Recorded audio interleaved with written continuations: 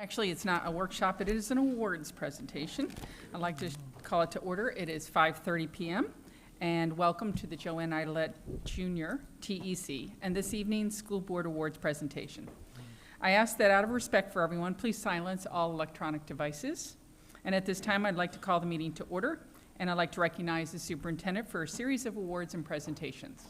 Thank you, Madam Chair. Our first presentation is not necessarily on the agenda, but as you all know as board members, this is Board Member Appreciation Month, and at your seat at the dais, you find a little coffee cup with little trinkets in it, and Ms. Maddox is now going to pass around a certificate, not signed just by me, but signed by everyone at the district office, just acknowledging your support, your leadership, your push. At the end of the day, you are the board that brought this system back to an A. So we wanted to celebrate and acknowledge you for all of your hard work, all of the craziness that you put up with. We truly appreciate your work and your push. So from me and my team, thank you for all that you do. And we truly, truly appreciate you as our community's board members. So give them a round of applause. Thank you. Thank you. Nelson. Thank you. Ms. Maddox wants us to stand up. Oh. Do we hold it? You didn't throw it away, did you? All right. Open it up, that'd be even better. With all those signatures on there? One, two, and three. Thank you.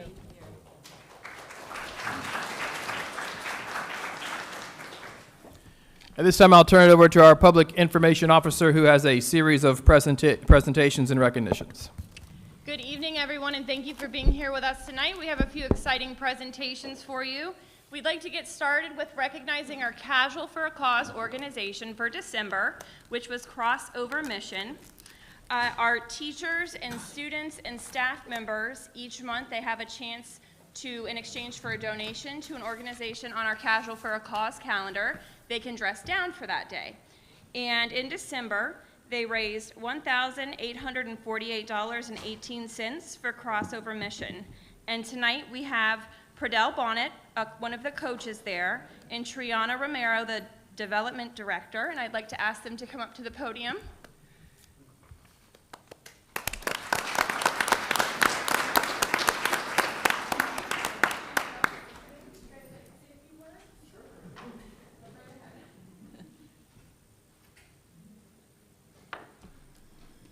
Hello, everybody. I'm Coach Pradell. Nice to meet you. I'm one of the success coaches and I'm trainers at Crossover Mission. And I'm Triana Romero, and this is so exciting. Thank you so much. Definitely, thank you so much. And no, we're just glad to serve the community. We have over 100 students in the program right now, and it's just a blessing to help out students from 4th grade all the way up. And thank you so much again. Definitely. Yeah, we have boys and girls. About 20% of our enrollment are girls. We're a basketball training and academic mentoring and character development year-round program. So we are on 45th. The 40,000 square foot packing house has now been converted to this outstanding Center for Excellence. And we have our kids all throughout the county that come in 4 days a week. They do an hour of academics with one-to-one mentoring, and then they do an basketball training with our great coaches. So. And then also, if you know anybody else that wants to give a helping hand and become an academic mentor, we strongly, strongly, strongly need more volunteers for that as well. So if it's in your heart, definitely. Yeah. So it's a great place, and if you want to come see it and you haven't, please feel free to contact us. We're very proud of it, and would love to show it to you. Thank and you if any again. of you kids want to think about basketball and like it, then we'd love to have you. Thank you so much.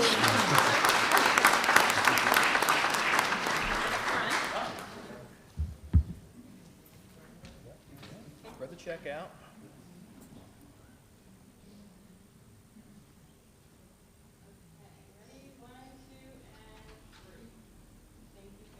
Thank you. Thank you.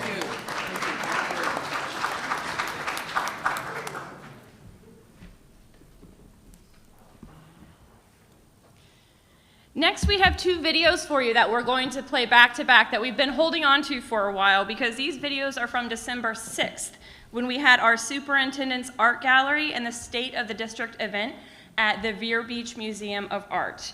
It was a wonderful day. We held both events in one day. Thank you to the Vero Beach Museum of Art for hosting us.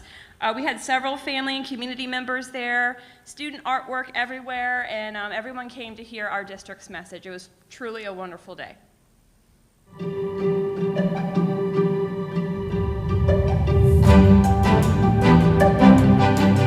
Today is the Superintendent's Art Gallery. We have over 200 pieces of art from our students district-wide, kindergarten through 12th grade. And we have a variety of mediums represented as well. We've got three-dimensional art, we've got paintings and drawings and digital art and photography as well. We're here to celebrate all of the great artwork that is available by our students here at the Vero Beach Museum of Art. We have hundreds of our students coming in today over the course of the next several hours, have the opportunity to have their art displayed in this beautiful museum along with other famous artists. It's absolutely an outstanding, exciting event. And then we'll have an awards assembly and acknowledge the students and their talents for being selected by their school, and then be ultimately some of our community and district-wide winners.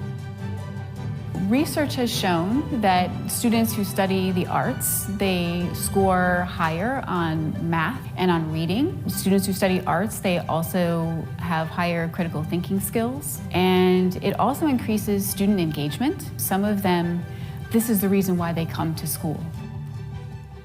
If you just have the opportunity to go and see the faces of the students when they find their artwork hanging on the wall, you see the pride in the parents, you see the excitement in the students. This is just not an easy competition to get into. You submit your artwork, you compete with the schools, so it's a true honor, and to represent your school in this space is absolutely outstanding.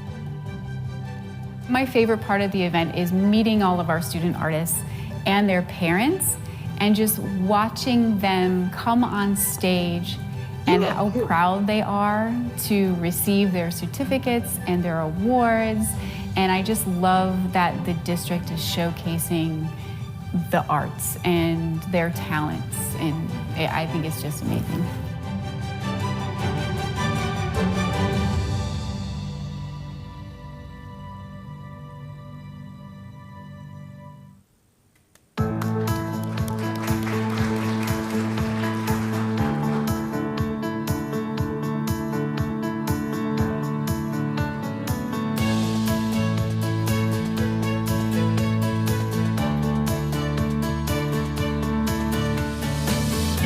Today was an exciting day. It was the opportunity at the State of the District to update our community on all the progress that we have made over the last 4 years.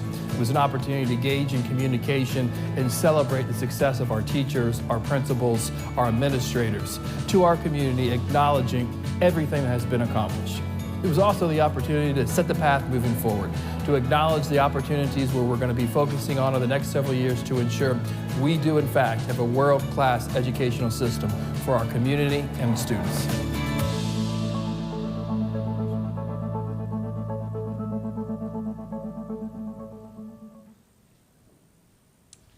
And a huge shout out to Amy Brown and all of our amazing art teachers throughout our district and our talented students. Their artwork was amazing. They were up in the Vero Beach Museum of Art hanging next to some very impressive professional artists, and their artwork looked even better than theirs in some cases. I believe it. Next, I would like to ask Mr. Bruce Green, our CFO, to come up to the podium. He is going to be doing our presentation for our schools with perfect audits. When he calls you up, if you would please stay up front so we can get a group photo. Thank you. Good evening. So one of the things we do each year is we have financial audits on many of our accounts. And at our schools, we have something called internal accounts. And those are the accounts that manage all of your yearbooks and fundraisers and activities and sports. And there are individuals on those campuses that manage those transactions all day long, thousands of transactions from receipts to refunds. And on our elementary schools, those people, we refer to them in this capacity as the bookkeeper, but they're actually the administrative assistant to the principal. And if you ask any principal in the room, they're the heartbeat of the school, right? They do so many things beyond that. And one of the things that they do is they manage all of those finances for the school. Well, out of those audits, we get findings and recommendations. And for last year's audit that ended June 30th, we had 4 schools who had perfect audits, not a single finding, not a single receipt out of place, not a single check unsigned, not a single refund, not refunded to a student for a field trip, on and on and on. So with no further ado, I'd like to call up those individuals and their principals if they're with them tonight. So the first one is Beth Dunton, Principal Tasha Jones.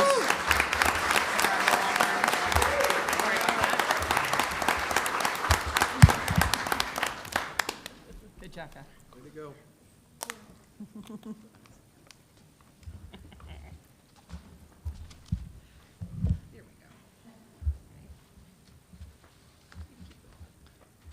I bet Mr. Teskey said congratulations, by the way. Next is Liz Geoffrey from Indian River Academy and her principal, Kimberly Rahal.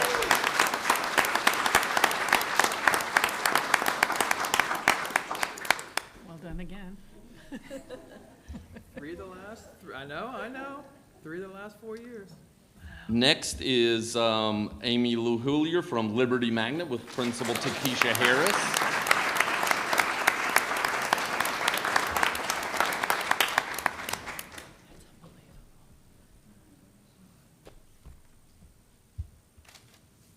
And we have Barbara Negrera Harrell from Treasure Coast Elementary with her new principal, Jeremy King.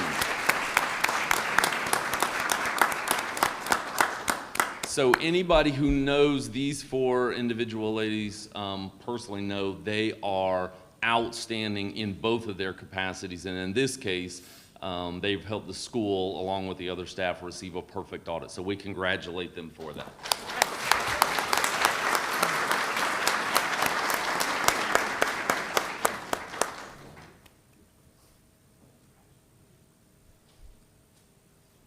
That's hard to do. Excellent. If everyone would show me your certificates. And take one step to the right. All right, 1 or 2, there you go. All right, ready, 1, 2, and 3. Congratulations. Good job.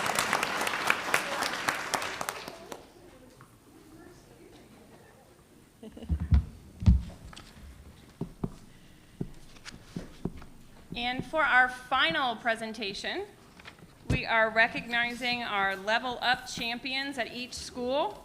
And I will ask Assistant Superintendent Kelly Becerra to come up and tell us a little bit about the Level Up Awards.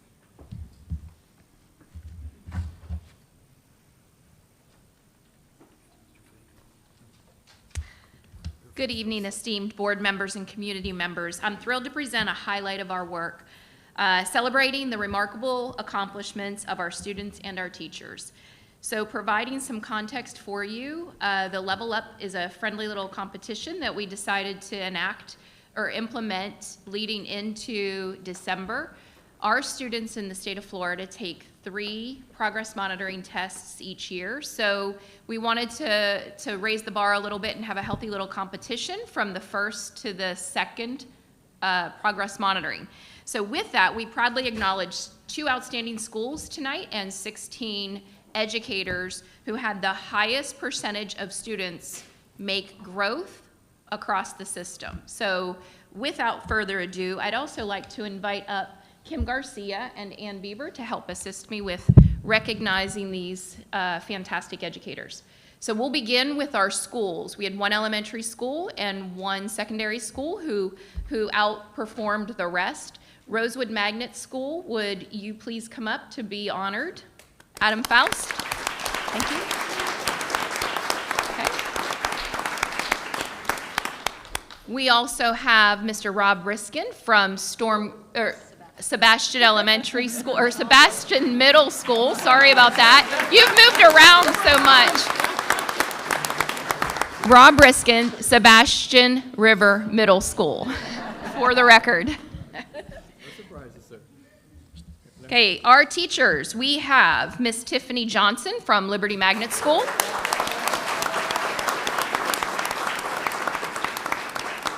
Leslie Clemency from Osceola Magnet School.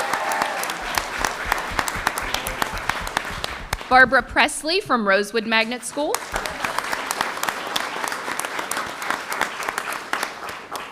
And the next person is representing 2 different grade levels from Gifford Middle School, Carol Taylor, and I understand she may not be with us this evening, but let's give her a round of applause anyhow. We have Michelle McGoldrick from Sebastian River Middle School, Jamie Connor from Vero Beach High School, and Shayna Adams from Vero Beach High School.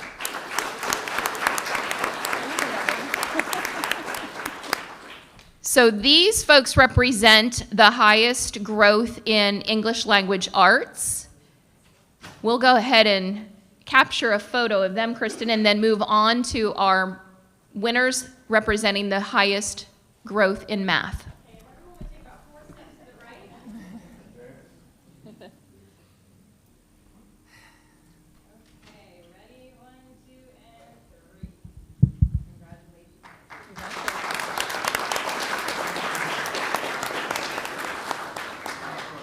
So in math, we would like Caitlin Embry from Fellsmere Elementary School to join us.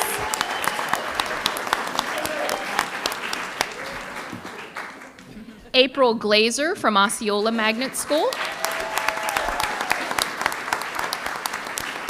Christy Jeffries from Beachland Elementary School. Will Dalby from Liberty Magnet School. Kelly Mejia from Citrus Elementary School.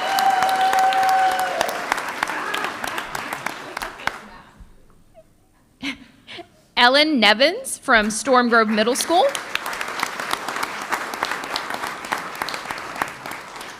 Marta Morris also from Storm Grove Middle School. And Kim Auger from Sebastian River Middle School.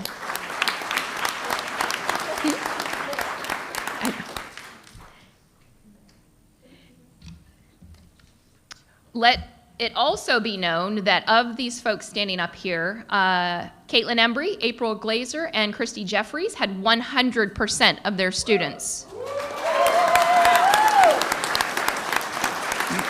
with the highest percentage. So thank you very much. Yeah, good job. Okay, slide to the left. Slide to the right. All right, one hop. Good job. Ready, 1, 2, and 3. Congratulations. Yay, thank you.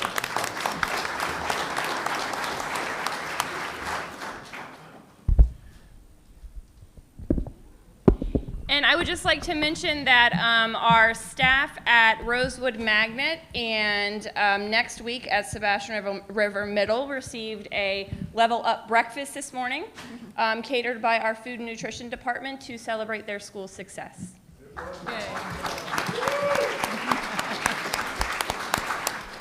So I want to congratulate all of our principals and our teachers. You are among the best of the best. Your growth is absolutely inspiring. We're not even halfway through the year, but to see 100%, 90%, 87% of your students making level changes is absolutely outstanding. So congratulations, and keep up the good work, and inspire others to be standing at this podium in the near future. Madam Chair, that concludes our presentations. All right, and with that, I'd like to conclude our awards and presentations for this evening. The time is 5:49.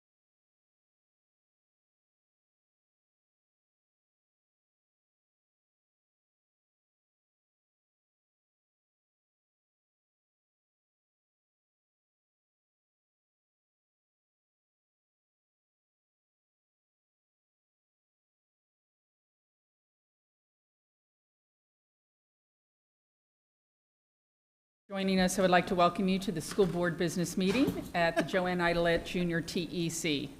Today is Monday, January 22nd, 2024, and I would like to call this meeting to order. The time is 6 p.m. I ask that out of respect to everyone, please silence all electronic devices.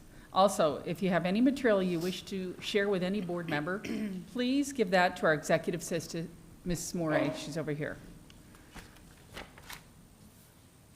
At this time, we're going to have the Pledge of Allegiance, and it will be led by Vero Beach High School's Air Force Junior ROTC Detachment 043 under the direction of Major Retired Dean Rasdale and Senior Master Sergeant Retired Sean Rood. Please stand.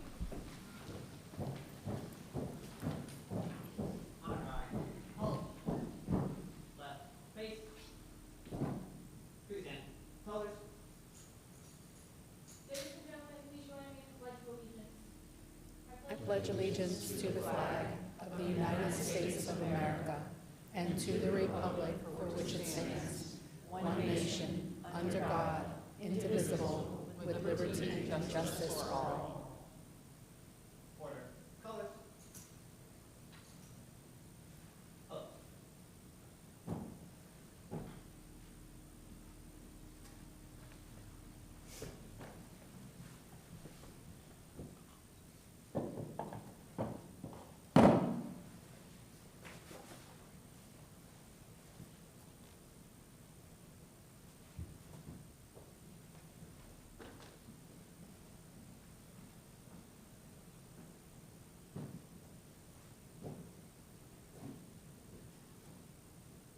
Pace. Forward. March.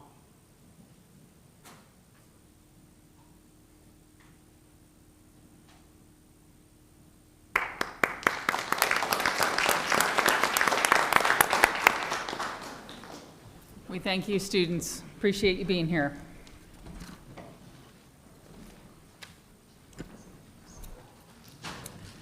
All right, we're to the adoption of the orders of the day, but before I ask board members if there's any item that wishes to be moved from consent to action, I'm going to be moving item, I believe it's A, correct, Dr. Moore? Ask you confirm.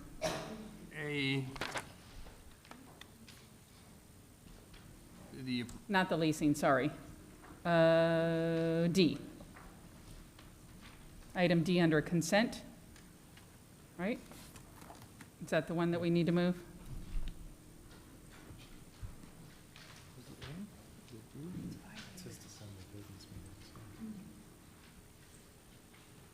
That was, No, Madam Chair, may I, if it's not item D, if it's the meeting minutes Excuse that me, were excuse me, tabled, excuse me, it's not excuse D. me. Okay.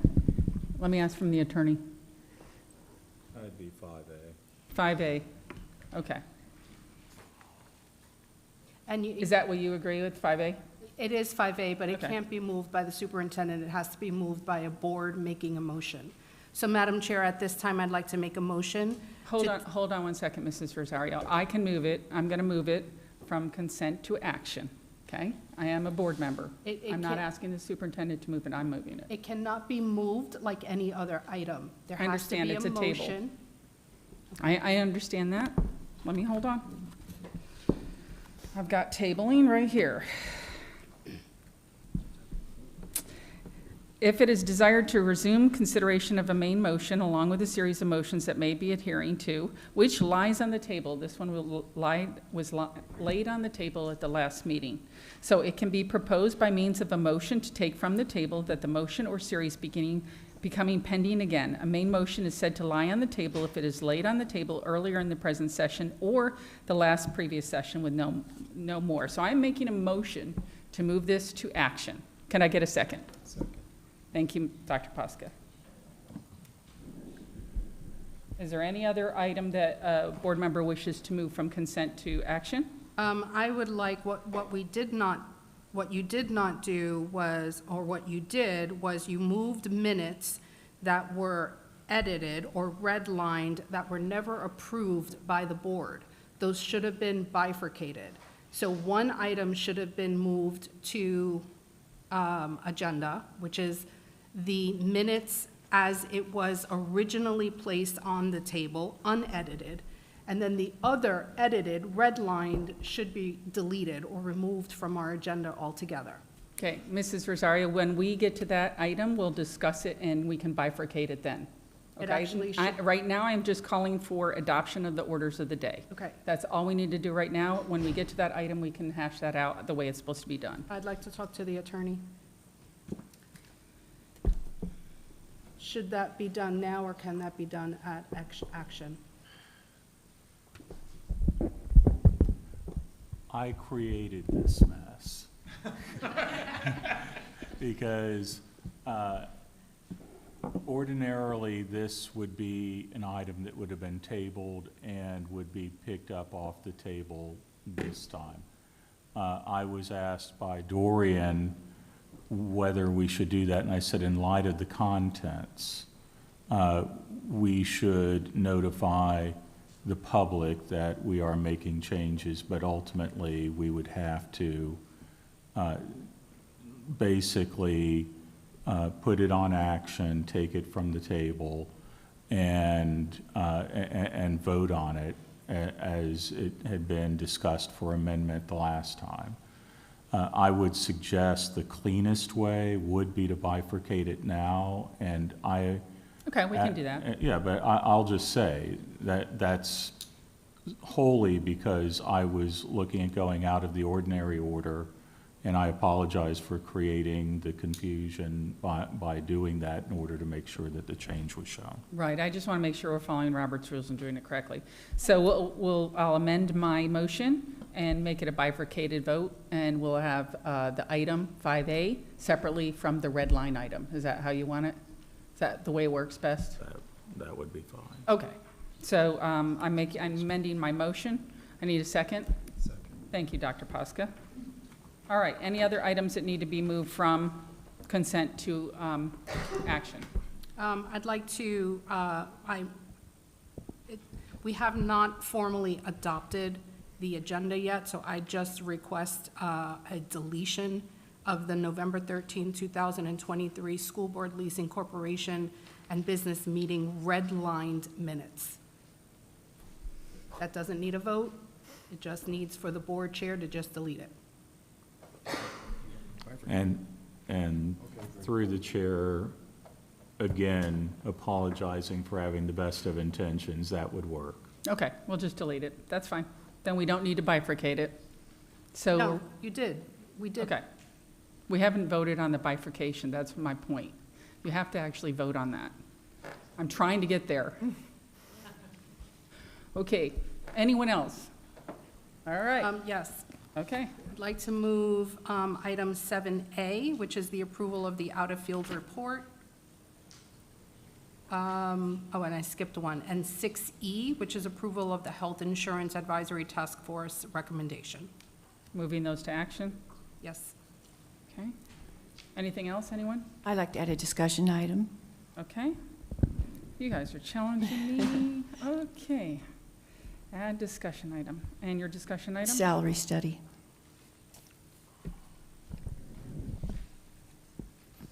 Dr. Posca, anything? Don't look at me. All right. Well then, I'd like to call for a motion to accept the adoption of the orders of the day as amended with the bifurcation and the elimination of the red line item. All those in favor? Oh, I need a motion. So, got a motion for Dr. Posca, Second. second Dr. Jones. All those in favor, say aye. Aye. Any discussion? Okay, it's a 4-0 vote. Oh, we don't have, is Mr. Barefoot coming on Teams? Okay. Oh, does he want to? I can't see him. So Tec- yes. Technically, okay, Yes, okay. all right. I'm not sure, can we allow that vote anymore? I know there was a change in the law going back from COVID about that. I thought that was only as to executive session. Correct. Okay, all right, so we're good. 5-0 vote. There we go. Moving on. All right, so at this time, I'd like to recognize Dr. Moore for any presentations. Thank you, Madam Chair. I do have a update to the board regarding where we stand in the middle of the year. Also kind of looking back at our district strategic plan, taking a deeper dive in terms of some of the systems that we have put in place over the last several years that really yield the results that we've been seeing, and we continue to support these systems. So as the presentation comes up, we will talk about sustainable impact coming in. We had one very, very clear expectation to make the school district an A district and then move to ensure that every single school in our district is in fact an A. We've accomplished the one goal for 1 year, meaning the school district is in fact an A right now. But I will tell each and every single person in the sound of my voice, maintaining the A is going to be significantly harder than getting the first A. And it's going to take the collective effort of all in order to ensure that we continue to maintain the A. Some of the systems that are in place, did I turn it off? It was going really well.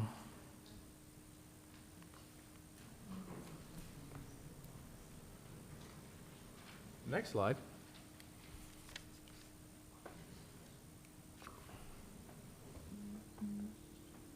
Did I do that? Yeah. Or did Ronnie do that? Okay, well, when I look at you, flick it.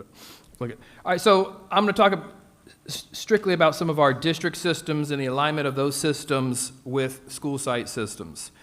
We've made a significant investment in terms of district coaching support. This is the opportunity not just to oversee or to look at what's taking place in schools, but to send our instructional coaches that we have trained into schools to provide side-by-side support during the school day, working with instructional coaches, working with teachers, helping to create lessons. These are individuals who are in our schools each and every single day over the course of the week in order to help build capacity supporting teachers.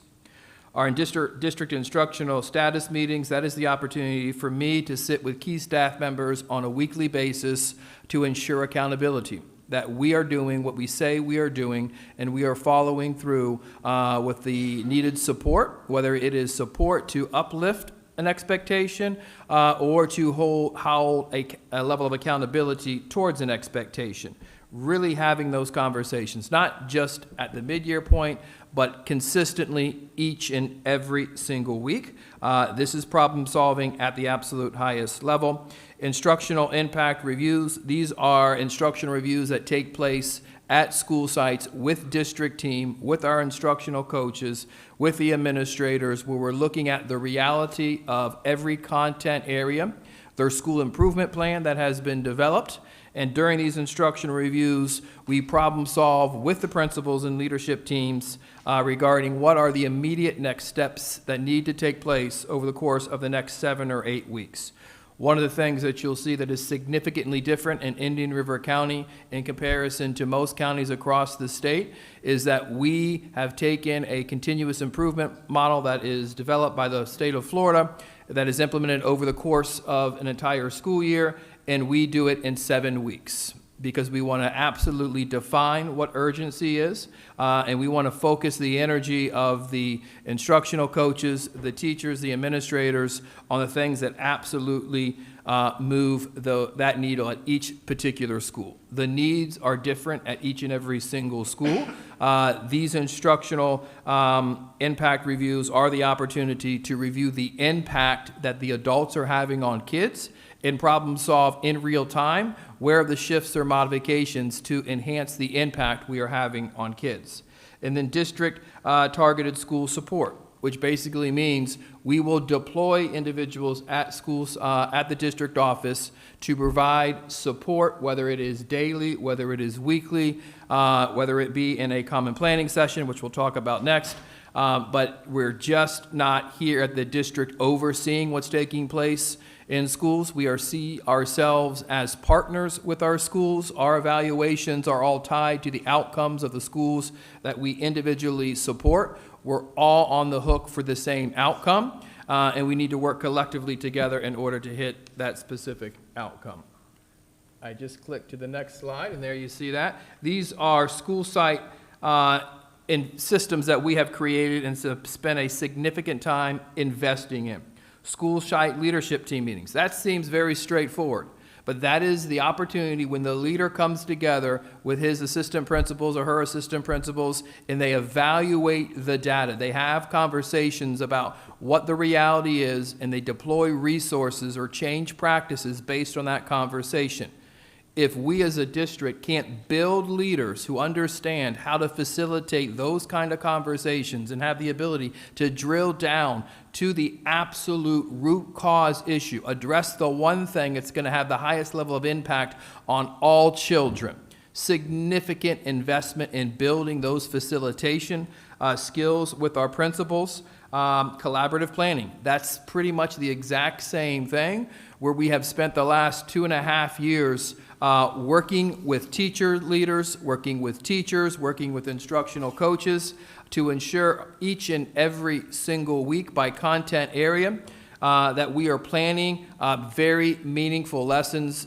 We are no longer dependent on one teacher going into the classroom and designing one lesson by herself. It is adults working together who share a grade level, who share a content area, really looking at what is the most effective way to create the lesson, to differentiate the lesson, and then debrief the impact of that specific lesson. We probably set the pace across the state in our elementary schools on this model. When you look at our elementary data, it has been soaring for the last 2 years and continues to soar, and that's because of our teachers coming together, problem solving together, defining where they're going to shift their instruction based on the data that we have available for them. Instructional leadership classroom walkthroughs, once again, that has been an investment for the last 3 years, ensuring when a leader walks into a classroom, they have a deep understanding of what quality instruction looks like. They know what should be taking place. They're just not randomly looking at feedback before they walk in the classroom. If they're walking with me or any member of my cabinet, this is the teacher that you're going to see. This is the lesson that you're going to see. This is kind of the instructional activities that should be taking place when we walk in. That's before we walk into the classroom. And then we debrief.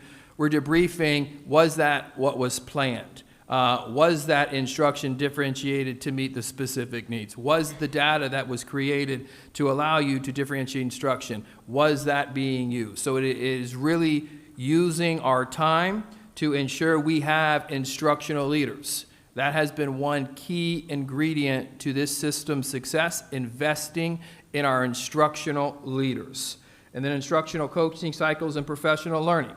That is the opportunity when you move to the next slide where everything comes together. And we're using everything that we learn at school sites to feed how we provide professional development. We're just not providing professional development in March because it's maths department's turn. We're looking at what instructional strategies do teachers have to do in the upcoming month. Let's provide development in that key area. As an example, right, we spent most of December and early January unpacking our data. So a lot of our development in December was on how do you use the dashboards? What are the dashboards telling you? And then how do you link the data to instructional practice to design your plan moving into your instructional review that we're just now in the middle of. At the end of this week, we will have a process which is called Datacom. Datacom is the opportunity for me to sit with cabinet, key district staff, as well as the principal, and really have an open and honest conversation about what their reality is and demonstrate that absolutely everyone in that room is on the hook for the outcome. And if a principal isn't getting what he or she needs from a cabinet member, I'm going to make sure that principal gets what he or she needs. If there's a position that's been lying open for weeks, at this meeting, the principal can make the request of me in order to immediately provide that resource, eliminating some of the bureaucracy of a public school system, the red tape that often gets in the way when you're the largest employer of the county. We want to streamline decisions. It is a point of accountability. It really pulls our principals and district support team together because they want to make sure everybody has what they need in order to move the needle. When you look at the next slide, that we're going to move to. This is just a holding place where I can acknowledge our assistant principals, our principals in terms of the system approaches that they really have taken for continuous improvement. One of the biggest differences between us and other school systems is a lot of the processes I just discussed, other systems would discuss, or would share, but these are living and breathing in our school system. We are absolutely 100% always focusing in on the systems that absolutely matter the most. Our ability for principals to talk through data and link that data to instruction is grown leaps and bounds, and they are a key ingredient to our system being an A. And if we're going to continue to be an A, we need to make sure we're providing the highest level of support to our principals. When you look at our district's strategic plan, there are a number of exemplars that I would like to share, whether it is the Florida Threat Management training completed with all schools, our 90 by 9, which has increased students' math engagement, specifically in our Algebra 1 middle school courses, and we'll talk about that data. The use of power questions at SLT meetings, that is the specific development that we continue to have a touch point with our principals on how to facilitate and lead conversations that lead to success. Really embedding technology with our parents through parent tech evenings or just district-supported one-on-one session with schools, which is really going in and working with the data to ensure everyone and that leadership team meeting isn't just going and leaving campus, but we're side-by-side coaching on how we actually use that specific data.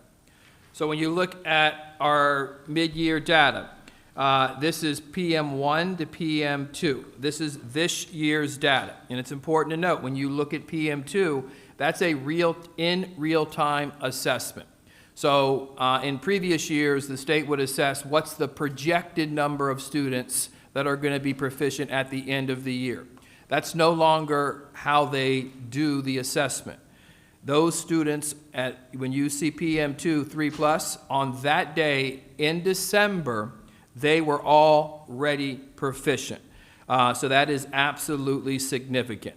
It's also significant that we took that assessment in December because we wanted absolutely as much time as possible to evaluate where we currently sit and modify the systems of support needed to maximize the outcome. The window for the state of Florida hasn't even closed yet, and we're on the verge of February. I don't know what other districts are waiting for. As soon as they close the window, the state will be able to provide where the rest of the state sits. Currently, there is absolutely nothing on that screen that surprises us based on what we see in schools.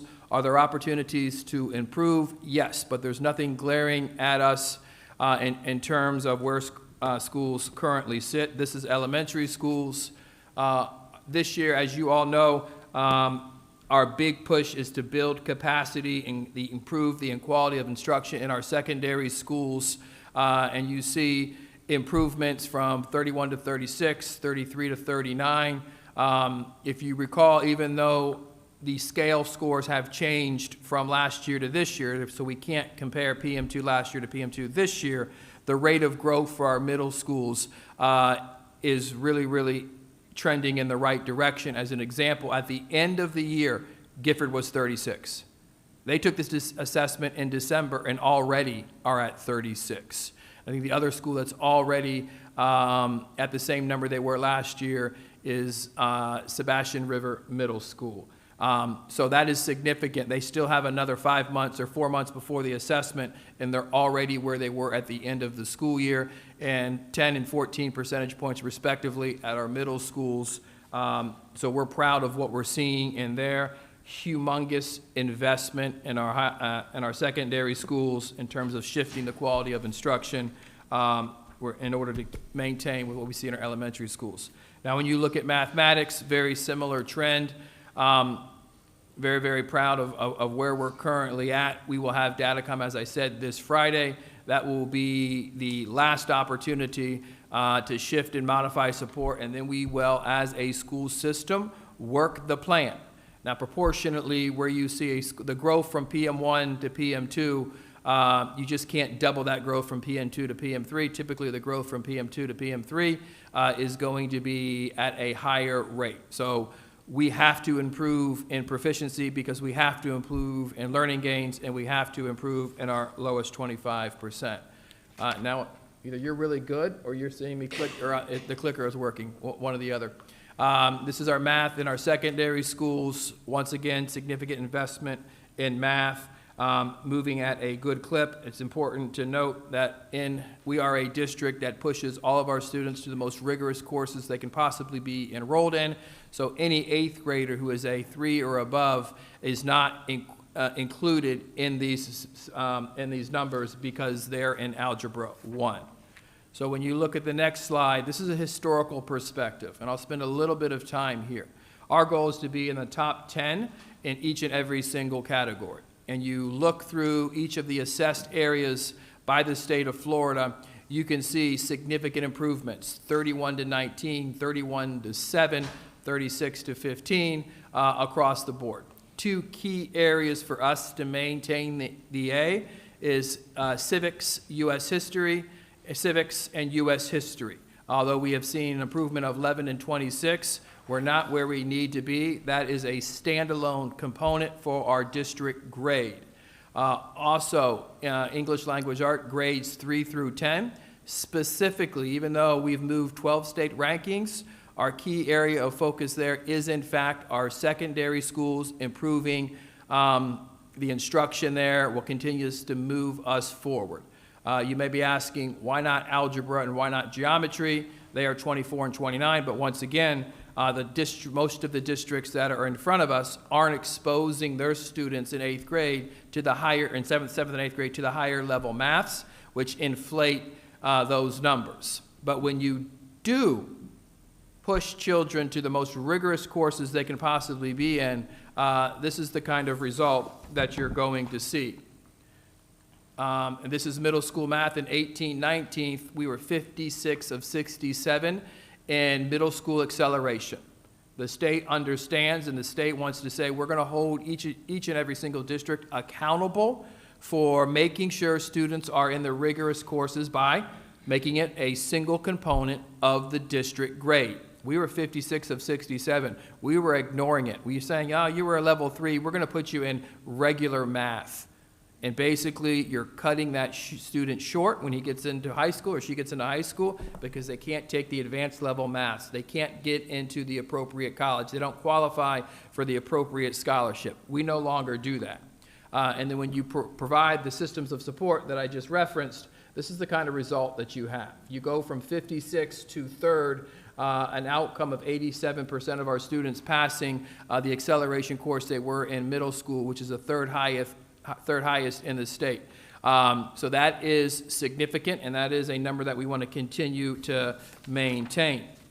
The next slide is hot off the presses. About 35 minutes prior to walking into this meeting, we got an email from the Florida Department of Education, and graduation rates were released.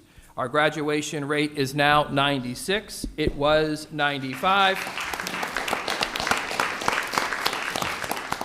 Which is the 3rd highest graduation rate in the state of Florida. We missed 2nd by 0.06. So we'll celebrate the 2 that are above us, but ultimately a graduation rate of 96 is something we all should be extremely, extremely proud of. Once again, outperforming every district on the Treasure Coast. Similar sized districts, Charlotte is at 86. The state came in at 88. Martin is 90, St. Lucie 92, Brevard 90, Osceola 85. That's every county that surrounds us. We're at 96. When you dig into our subgroups, finally we're getting some subgroup data from the state of education. When you look at our black subgroup in 21-22, it was 90. It improved to 90.4. When you look at surrounding districts, significantly better. When you look at Hispanic, it improved last year from 93 to 97.7, improvement of 4.6. Our economically disadvantaged students grew from 91 to 93.9. Our ESE students still maintaining above a 91% graduation rate, although last year it was 93.4, and our ELL students moved from 85 to 97, an improvement of 11 percentage points, and we were very strategic on that. That's using data to drive instruction in real time. What that basically means is we don't wait for students to be seniors. We're looking at them when they were in 9th grade, in 10th grade, in 11th grade, and when they get behind in a course, we provide that support then, so it leads to graduation. Our graduation rate continues to grow. Getting above a 96 is going to be extremely complicated, but we're also growing the overall number of students who are graduating. Our graduation rate is increasing because we're graduating more students. When you look at the next slide, this goes back to the system as a whole. In 1819, with no barriers, no obstacles, no challenges of a pandemic or culture wars or anything of that nature, only 21% of our district schools were an A, 26, so 47% A's and B's, and 53% of the district schools were grades. That was the numbers that made me wonder what is going on in Indian River County. We are continuing to shift that narrative where only 32% are now a C, with the remaining percent significant improvement going from 26 B's to 42 and from 21 to 26 in terms of A's. So we look forward for that number to continue to improve. The next one, this is the last 4 years of progression. We all have celebrated being an A. Today we celebrate a graduation rate of 96 percentage points, but it is significant, and there's no other way to talk about the school system other than its absolutely continued growth. Connecting to some of our practices within our district's strategic plan. Next one. These are very, very key areas that I just wanted to acknowledge, whether it's Cognia acknowledging us for the systems that I highlighted today. When they came in and evaluated us, they saw a very unique system that thought differently about providing support to teachers and held itself accountable to providing that support. That's what allowed them to acknowledge us with one of their 2 statewide recognitions. Updating our school security cameras, including zero eyes, adding the heat monitors and making sure we have the lightning detectors. Held our 3rd annual State of the District, making sure that we're acknowledging and speaking to our community about where we currently sit. One of the things that we spoke about this morning as we were doing the legislative updates was micro-credentialing, really using that across the system. We've been using that practice for 2 years, kind of investing specifically at Vero Beach Elementary School, micro-credentialing teachers around the high-yield strategies that we know yield results. So we will serve as a model to the rest of the state on how to use credentialing to push and increase instruction or outcomes across the district, and then maintaining a fund balance in what is a non-ESSER environment, which means we no longer have the additional funding of ESSER as this year comes to an end. So we have some flexibility based on our historic perspectives on how we've managed our money. So that is my update, ladies and gentlemen of the board. I will send all of this information to you as the state locks down its assessments for this upcoming school year. I'll be able to provide you of the rest of the data as it becomes available. Thank you, Madam Chair. Thank you, Dr. Moore.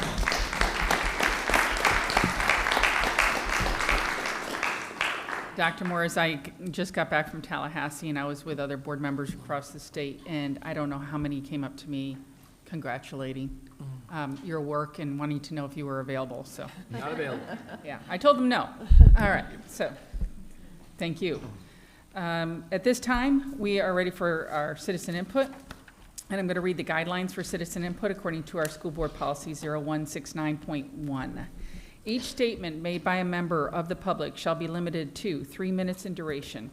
I will be recognizing in the order in which the requests were received. This time shall speak when the speaker is at the podium, and the public information officer will be the official timekeeper. As you will see, the time clock is visible to my right, your left, and you will hear a beep at the end of your 3 minutes. Each person may speak for up to 3 minutes at the beginning of a business meeting during citizen input as indicated on the order of business, and for up to 3 minutes for each action item during the action agenda, and each board member discussion item as indicated on the order of business.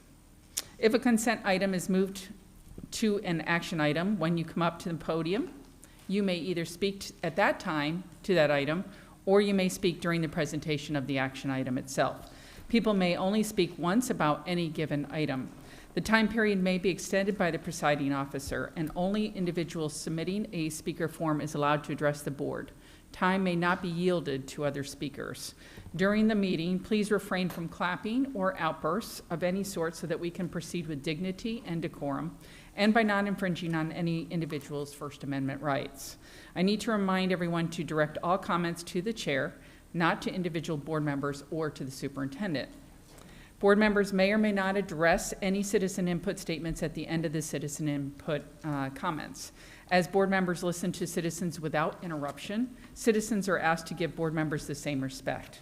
As per Florida Statute 001.372, subsection 3, the presiding officer of any district school board may order the removal from a public meeting held by a district school board of any person interfering with the expeditious order process of a meeting, provided each officer has first issued a warning that continued interference with this orderly process of the meeting will result in removal. The first warning to everyone is at this time. No personal attacks, no inciting, and no disrespect, please. I will be calling you up two at a time. The first person will be called to the podium to speak, and the second person will be in line to speak. Speakers shall not engage in personal attacks or abusive language. The chair has the right to terminate any speaker's privilege to address the board if this rule is violated. If you have anything to give to board members or the superintendent, please do it through our executive assistant, Mrs. Moray. It is clear that the board has taken action to comply with the law regarding instructional materials, including library books. If you are here to express your opinion regarding HB 1069 on materials in school libraries, we would ask that you visit staff in the lobby to initiate the challenge procedure and process. Finally, the school district supports First Amendment rights of speakers and rights outlined in HB 1069 regarding library materials. As such, some individuals may choose to exercise these rights, which may include reading material with language or content that is not appropriate for all audiences. Knowing this, please make a viewing decision appropriate for you and your family. All right, at this time, I'm going to recognize citizens in the order of the forms being received and time-stamped.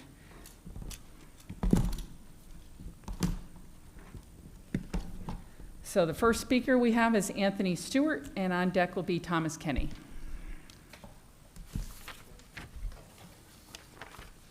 Good evening, board. I haven't been here in a while, but the last time I was here, I think I cautioned you all about allowing the attack on our democracy. I called two names. I called Victor Orborn and I called Christopher Rufo. Since then, there has been a local attack, I think that somewhat come from the school board. I was watching the news last Friday and I saw one of our ex-school board members, Miss Tiffany Justice, and she was on Joy Reid's show, and they was discussing the first book that they had taken out of the library. That book was named All Boys Aren't Blue, and this is the cover of that book. And while she was interviewing Tiffany Justice, she asked Tiffany Justice, did she know the author of the book? Tiffany Justice said no. Did she know the writer, the author, the main character? No. Tiffany Justice didn't know anything about this book that she was taking out, but she did know that there was a black face on the cover and that this person was LGBTQ. She knew that. And I wanted to say that these conspiracy propagandists, they are anti-government movement killers. They groups intentionally spread disinformation and advance misinformation. Tiffany Justice is a co-founder of Moms for Liberty. The other one was Bridget Ziegler. Bridget Ziegler. And they both got caught up. Tiffany Justice taking these books off the shelf that she don't know nothing about. Bridget Ziegler is caught up and admitted to involving herself in a menage a trois, whom her husband is caught up now and charged with rape, who also was the chairman of the Republican Committee of the state of Florida. My advice is, the Apostle Paul said in Ephesians 4:14, be not tossed to and fro and about by every strange wind of doctrine. He gave you an eternity to it. If you ever fall in love with the truth, see, the stats that I saw, there was 2 schools on that stat, was the lowest in this county. That was Gifford High School and Dodgertown Elementary. We got problems here, but y'all don't want to see the truth. I brought you the truth back then, but you didn't accept it. And now look what you've gotten yourself in. Thank you, and have a good day. All right, thank you. Thomas Kenny is next. Please do not clap. Thank you. That's your warning, okay? Thomas Kenny is next. Jennifer Pippin is on deck. How y'all doing? Before I get started, if you watched Tiffany Justice's interview, she did mention George Johnson. That was the first book, by the way, that was removed from this system by, at the time, Assistant Dean of Instruction, or curriculum, Richard Meyer, because he was just disgusted by the content. And so he just removed it. Anyway, we'll move on. I want to talk to our 2023 year in review and just talk about what we've done together. Moms for Liberty worked with and got 18 education bills passed last year that we used today. And locally, we've had members on our curriculum committee and on the code of conduct committee, and then Jennifer herself served on the state committee for the cut scores, the scores we reviewed here today. And so, as a result, Moms for Liberty recognized her nationally as a policy leader and gave her the Abigail Adams Award. And so those are just good things. We also added 2 more executive board members to our chapter that previously ran for school board, I being one of them. And let's see what else here. And we currently are in our 2nd year of donating pocket constitutions to schools in our county. This is the 2nd year in a row, though, that the SDIRC has rejected it. These are donations from the 917 Society. We help distribute them. That's all we do. So kids in 8th grade can have a copy of the Declaration of Independence and the Constitution. Apparently, though, after the first year that we did this, and board member Barefoot said that this was too political, the school system hasn't done it. So I hope that changes this year. M4L established secret meeting locations for their membership because there are a lot of progressives in the county that seek to dox businesses that host our meetings. It's been very successful. We just had our 2024 meeting, first one this year, and we had about 60 people out there, members and guests, which is an all-time high for us. It's growing like, as some people would say, weeds.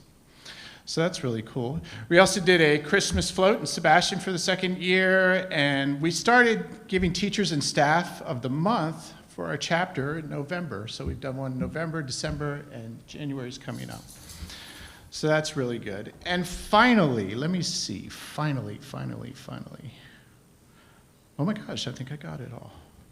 So I just want to say it's fun working with you guys and helping serve the community in such a manner for parental rights, and I yield back. Okay, Ms. Pippin is next, and Michael Marsh is on deck.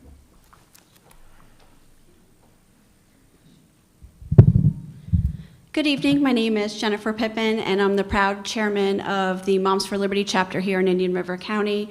And thank you, Thomas, for all of the highlights of the last year. And it's our 3rd year with Moms for Liberty and 3rd year in this county.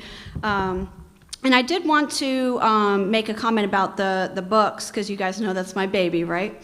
I wanted to compliment the curriculum and instruction staff that have been working so hard with these Google Challenge forms, the process, the follow-up.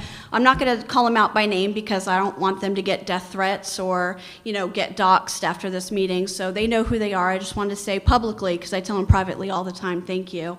And to the gentleman that brought up the George B. Johnson book, that was the first book that was permanently removed. And it was removed for masturbation of a minor child and their adult cousin, and also a anal rape scene between two people. So that's why the book was removed. It had nothing to do with the LGBTQ content. It had nothing to do with the color of the author's skin. It had to do with the content of the book. And also, we had one book removed in 2021, 8 books permanently removed in 2022, 111 books removed in 2023, and that was after the legislation session, and 34 was at that August school board meeting, and the others proceeded for sexual content and pornography after that. 106 books were weeded post that legislation when the media center specialist went back and reviewed to see what was inappropriate for children in our schools. And currently we have 50 pending approximately. 39 were challenged since October 22nd to current with our new Google Docs forms. 3 of which were CRT, 4 were pornographic, 25 were sexually explicit, 4 were gender ideology, meaning they were talking about hormones, changes for children, cutting off healthy breasts, cutting off healthy penises and things like that from children. And many of these books were in middle school, so it's our middle-aged students. And again, that is specifically against the law, so that's why those were challenged. One was challenged for age appropriateness, and so we are still reviewing some of the books that were challenged over the past couple of years, just verifying the cited works. A lot of them were in the Sebastian High School library that were boxed up, and now they're out of boxes. So we have our team working on putting sticky notes on those challenged pages for the district staff to review and make sure that content is in those books and they're being permanently removed. So I just wanted to give an update on that because there's been a lot of misinformation, and I'm hoping that this year is better than the last and it continues to get better in the district. Thank you. Okay, thank you. Mr. Marsh, and you are our last speaker. Mr. Marsh, personally known. What do we have here? It's the $12 that took months and months of this school district to give back to me. But how did we get to here? I haven't cashed it yet because I'm waiting for my attorney to tell me if I should or not. But let's talk about how we got there. In October, I did a public record request to a board member. That board member thought she could intimidate me with a cost estimate. Not this guy. You know what I did? I challenged it. And the amazing school board attorney told me, he's right. But that was in the first week of November that attorney Sid said, give him back his money. I didn't get my money back till a week before Christmas. Almost missed Hanukkah. It was terrible, I tell you. But I got my 12 bucks. But that makes me wonder, how many more public records requests did that board member try to intimidate me with an estimate? Stay tuned, Public Records Department. We're going to find out. Now we shift gears to the scary CRT that we still can't find. You know why we can't find him in the library? He or she, or they could be either or whatever they want to be. Because there's no clear direction under House Bill 7 or House Bill 1069. Let's talk about real facts. And real facts are that there's no clear direction. Matter of fact, through that amazing public records office from your school board attorney, he made it clear to Dr. Moore. Let's talk about what he made clear. But before we get to that, do you know how many parents give access to the kids in the scary library? About 98%. How many petitioners do you have? One. This is what we're doing. Allowing one person to be the voice for all the children. But the school board attorney made certain, after he was tasked to revisit CRT and the 1031 memorandum, in particular definition of CRT, and to reanalyze to determine whether CRT review under the above noted authority applies per se to library materials. Spoiler alert. If the Florida Attorney General and federal courts interpret Statute 101.42 to be limited to classroom instruction, then the parallel CRT language in Statute 1003.42 appears to be so limited as well. What does that mean? No clear direction.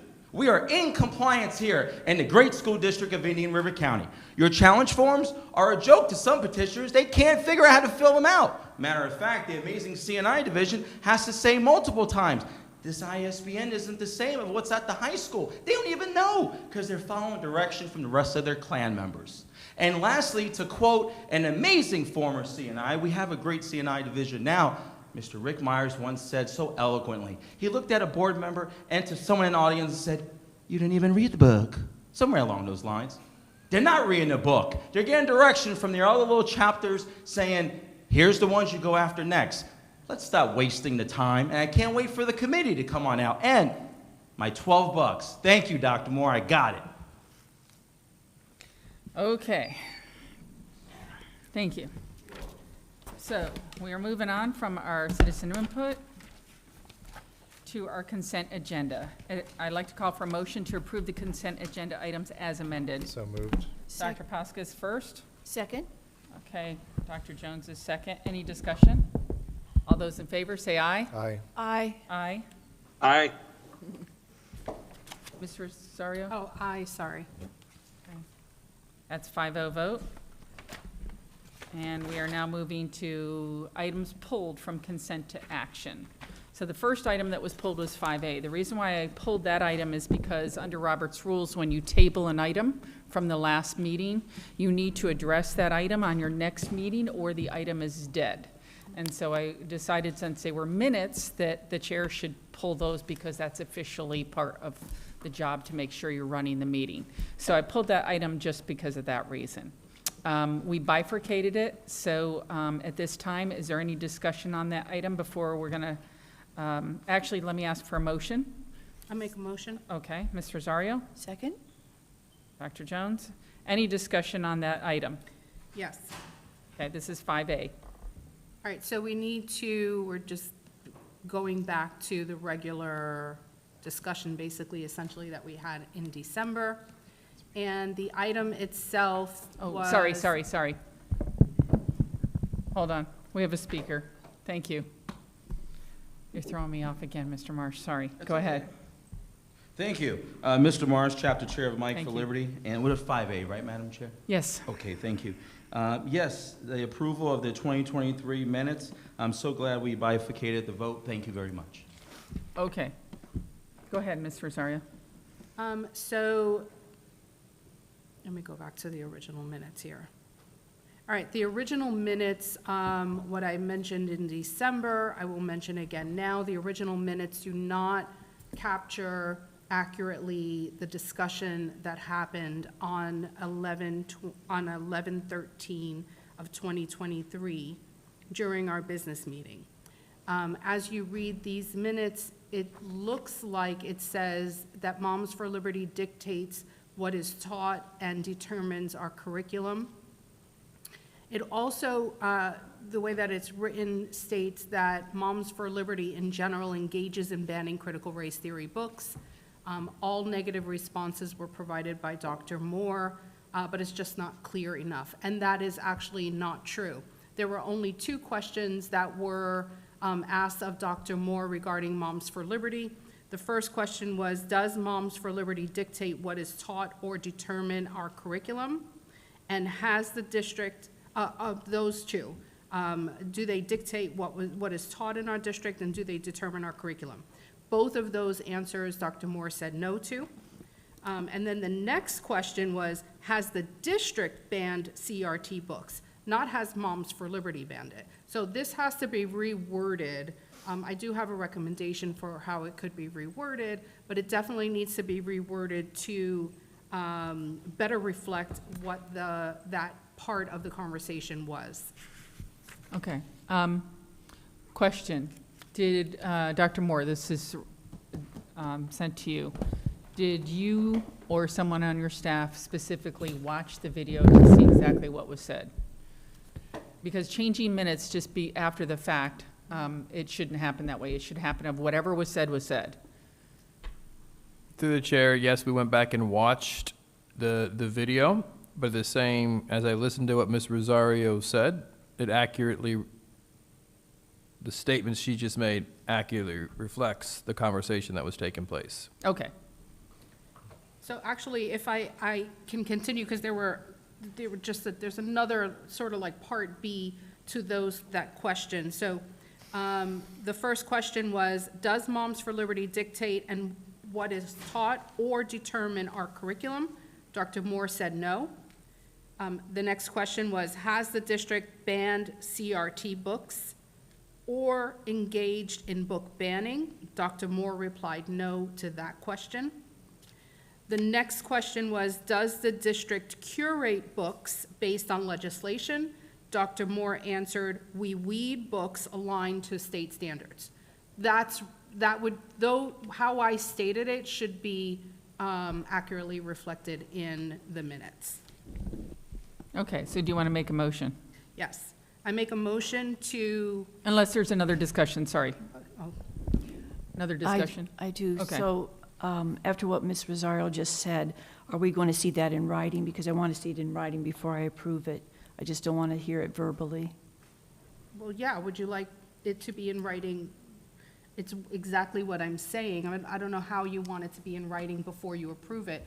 I mean, it's going to be in writing before it comes back to us Okay, next meeting. that was my question. Yeah, I just wanted to make sure I saw it Yeah. in writing. So, I mean, it's got to come back to us. right, we have to I- approve the I minutes once understand that. amended. Yeah. So Yes. what we're doing right now is just approving them to be amended. It hasn't even been approved yet to be Right, amended. we're only so- approving them to be amended so that they can come back to us and they can be voted on. Yeah. I mean, the other thing is we can vote today. I mean, that could be an option, and of course, our attorney can confirm.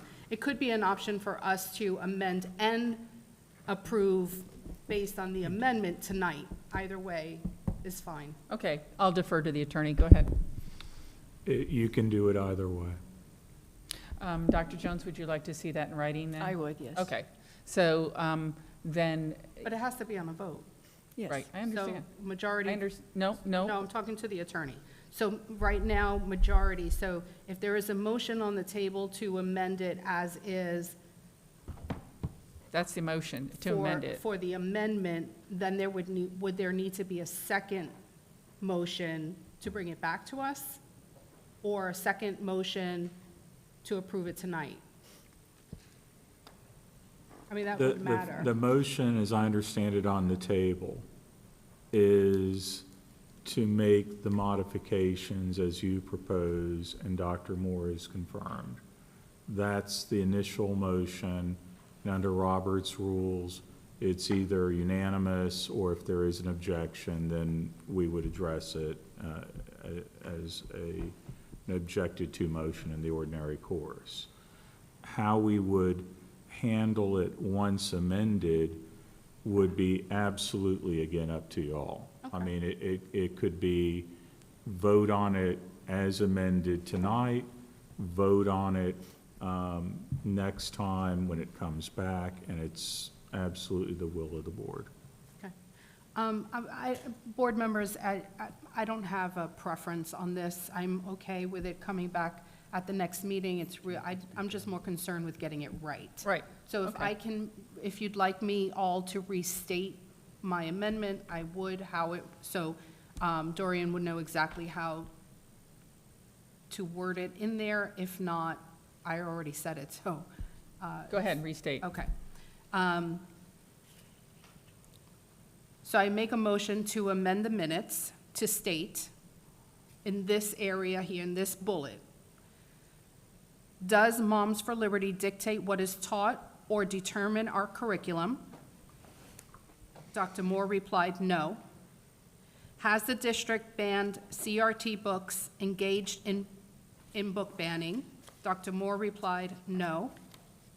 Does the district curate books based on legislation? Dr. Moore replied, we weed books aligned to state standards. Okay, so we have a motion on the table. Second. Would you like to second that? Okay.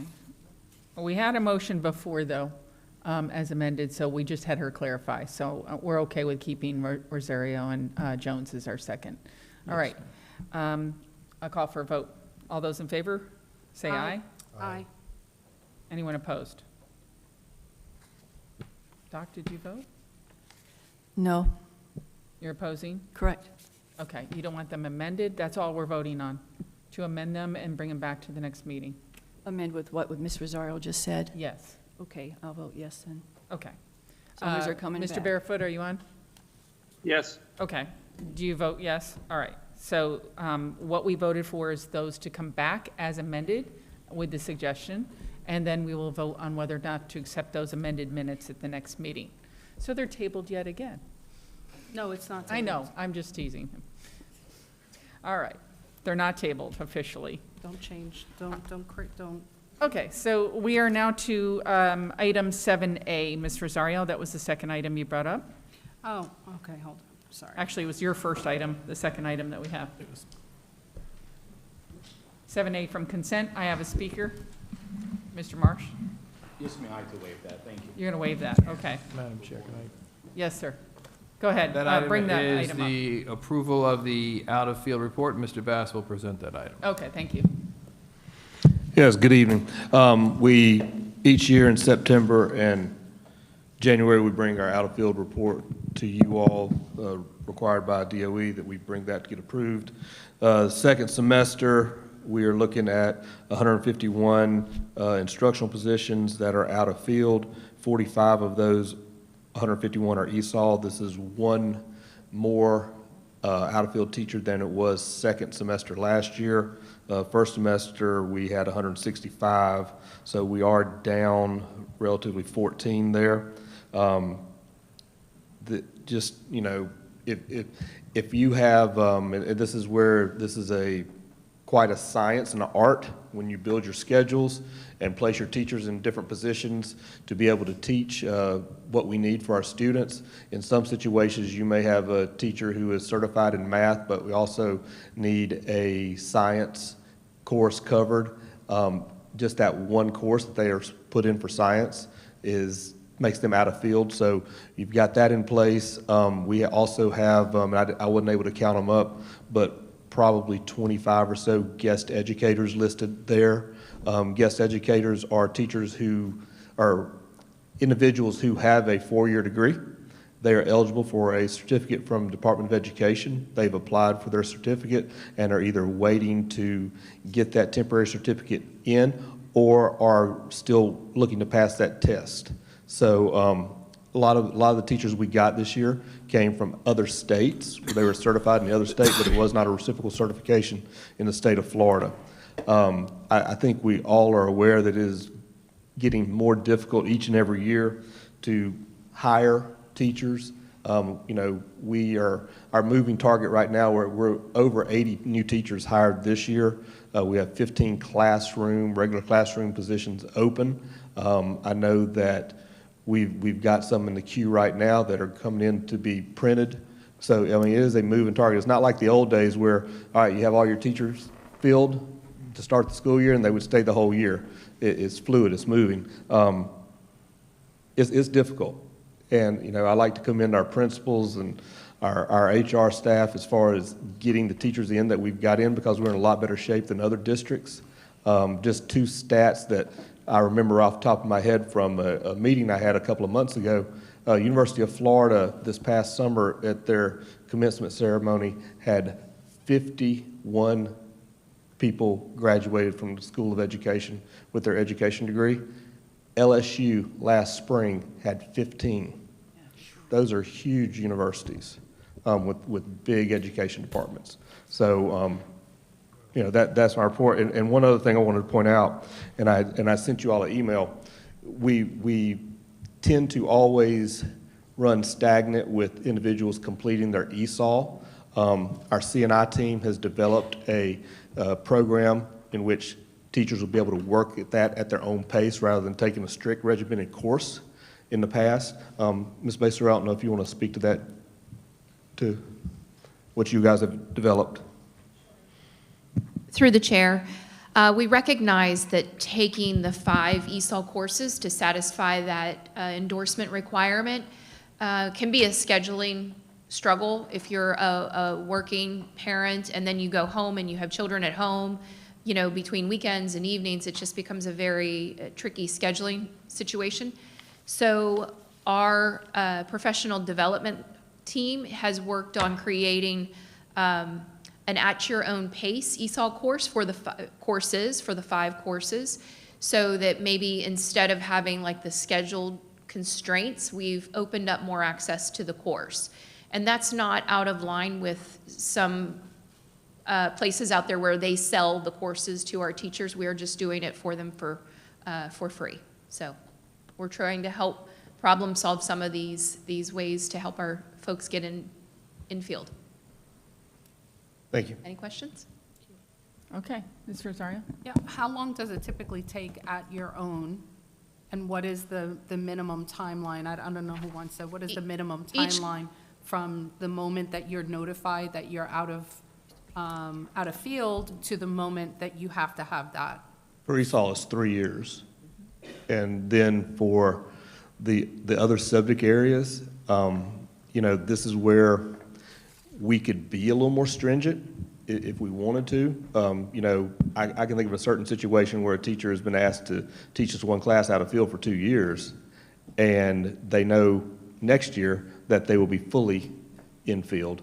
So it's like, do they start trying to take the courses or whatever to do that? And, you know, I would say if we were 10 years ago and there were plenty of people out there to be hired as teachers, I think we could be real stringent and say, yeah, if you don't get it done within 2 years, 1 year, then you're not going to be rehired, which we have had several individuals who are teachers who have not done anything toward their certification, and we have non-renewed them.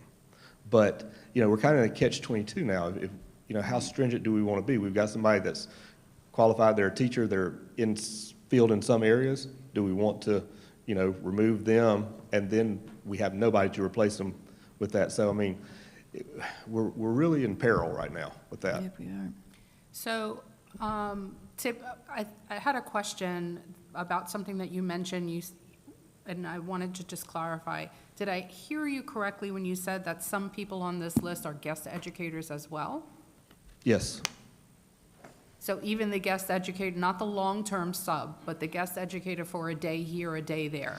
No, ma'am. The Okay. guest educator, that replaced the terminology for the long-term sub. Okay. So that's what that is. Yeah, so Just to be clear, and for the public, that individual does have a 4-year degree, and they're eligible to get a certificate from the state of Florida for teaching. So I just don't want them to think that we're just putting anybody in there. Yeah, so so for anybody just listening right now, a traditional substitute is the person that comes in for a day, replaces a teacher because the teacher's sick. You know, the substitute is not the person that we're talking about. We're talking about the person who's replacing a teacher who is out for a long-term illness or, you know, family, you know, medical leave or, you know, whatever the emergency is for a while. And then that person comes in. So those are the people, long-term, are the ones who are also on this list. Correct. Okay. That's new, I think. I don't think we had that last year, We unless I missed it. we changed that terminology last year. So is it possible, no, not the terminology, that we're including them in on this out-of-field list? We're required to by Department of Education. Did that change recently? Because I don't think I remember hearing them on the list previous years. I believe 3 years ago, Okay. DOE sent out, said, you know, you guys have got to put those on there. And it wasn't just our district, it was a lot of districts that weren't putting them down. Okay.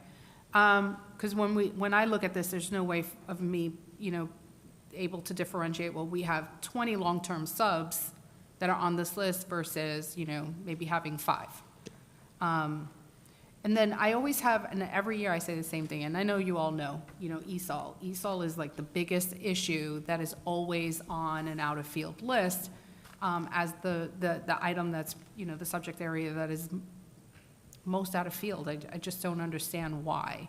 You know, when you graduate, assuming that the majority of our teachers are graduating from teacher education programs, that should be a part of the graduation requirement that you know, get that ESOL certification or that endorsement. But if you don't, then you have to get it on your own. So it's always so baffling to me because the skills that you learn in the ESOL endorsement or, you know, in this area is so critical to every other area. I mean, you can, you know, apply those skills across the board to students who are not English, who are native English speakers. It's, it's not a loss. It'll only, enhance a teacher's skill. Yeah. That's my understanding anyway. Okay, All right. Dr. Jones? Thank you for what you're doing for ESOL. That's always been a struggle, so hopefully they can do it from home. And Mr. Bass, you're 100% correct. I read an article the other day about not only teacher education numbers low, they're shutting down some programs too, so the ones that we used to be able to grab from. Ms. Baser, how is the alternative certification doing? I know it was very active with Ms. Beckham a few years ago, and how are our teachers doing there where they didn't go into education, but they had their field? Through the chair, yes, we have a very robust ACP program because contrary to what we believe, many of our teachers do not come out of teacher education programs anymore. And so to Ms. Rosario's point, they used to come out with these things already part of their certification and part of their, really their toolkit. But we're getting folks who are coming to us with 4-year degrees and knowledge, but not out of teacher prep programs. So the ACP program is definitely a pathway to help them maintain or achieve the certification that's required. And I've seen it be absolutely outstanding in our academies. When I was at Sebastian River High School as principal, I mean, coming right out of the field and just going right in there and teaching. And then the certificate that they receive through Career Tech and how successful they can be. Okay, so we're still going strong there. Okay. Dr. Baskin? Okay, 2 comments I have. How long is certification taking from the state once you apply? That is a loaded question Yeah, it in is. itself. We're seeing anywhere now, we're still about 6 weeks out. So some of these individuals that we have hired November, October, they're probably still waiting for their certification. They're listed as a guest educator on there. And the reason why I ask that is, so all of our guest educators then have applied, so they have temporary certificates? That's what they're waiting on, the temporary. Okay, because when I pull up the charter school one, there are comments on here of not certified. Are they allowed to have not certified people, or do they have to have temporary certification at least? That's probably going to be their terminology is guest educator. I'm not sure why we put it on there or why the charter school turned it in that way. Okay, so we may want to reach out to them We and will. let them know or find out whether or not they're allowed to have non-certified people. Because if I were a parent, I'd want to know if somebody's not certified teaching my child. So to be fair to every parent, I think parents need the right to know. And maybe they just use the wrong terminology, so Yeah. let's get it right if it needs to be changed. Yeah, well, I mean, we'll let them know. I mean, and just to be clear, we don't govern them, but Right. we will definitely let them know. Okay. All right, could we get a motion for a vote? Yeah, I wouldn't mind, but the last time that I recall, all the parents are supposed to get notification anyway, right? There's supposed to be a letter that goes home that says XYZ teacher is out of field, just so that you know to the parents. So parents will get that information anyway. But my point is, it says not certified. That's No, different I than out understand. of field. I That understand. means I don't have a certification at all. I didn't apply. Well, it should be indicated on the parent form then. We'll- That we'll- there's no certification there. We'll reach out to charter school tomorrow. Okay. And Charter schools. Seeing that we're responsible for some of that, I think we need to. Okay, could we have a motion, please? Yes, I make a motion to approve the out-of-field report. Second? Okay, any discussion? All those in favor say aye. Aye. Any opposed? Aye. Okay. That's 5-0. All right, item 6E, Mr. Rosario's item, but Dr. Moore, would you like to tee that up? I'll refer to Mr. Green. Thank you, Dr. Moore. Madam Chairman, this item is for the approval of the Health Insurance Advisory Task Force, we commonly call HITEF's recommendation to enter into contract negotiations with a provider named Proactive MD to manage our district's health and wellness center. A little background, the district in 2014 established a health and wellness center on site. The district is we are self-funded. We have an insurance fund, and that is funded through employee contributions as well as a benefit from the board in the means of board contributions towards that insurance premium. That site provides care for our employees, and they can get a family plan and dependents as well. That's been in place for 10 years now, a little bit over 10 years, and 3 years ago, Premise Health acquired Care Here, the management company, and they have been managing since. That contract expires this summer. Last summer, and I believe you had a workshop on August 28th as well, last summer, HITEF, along with our insurance and risk management consultant, Aon, started the process of looking at the market to say what's out there, what can provide better services at lower cost to our employees in that same on-site clinic model. So Aon, on our behalf, working through HITEF, the advisory task force, issued an RFP to 8 of the most prevalent and leading in the U.S. on-site care clinic management companies.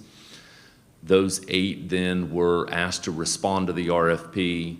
One of the providers was non-responsive. Premise Health, which is our current provider, did not meet the statutory requirement and our RFP requirement for 45 days to pay invoice. Theirs was at 30 days, so they were non-responsive and were not included. The other 7 went on to be considered.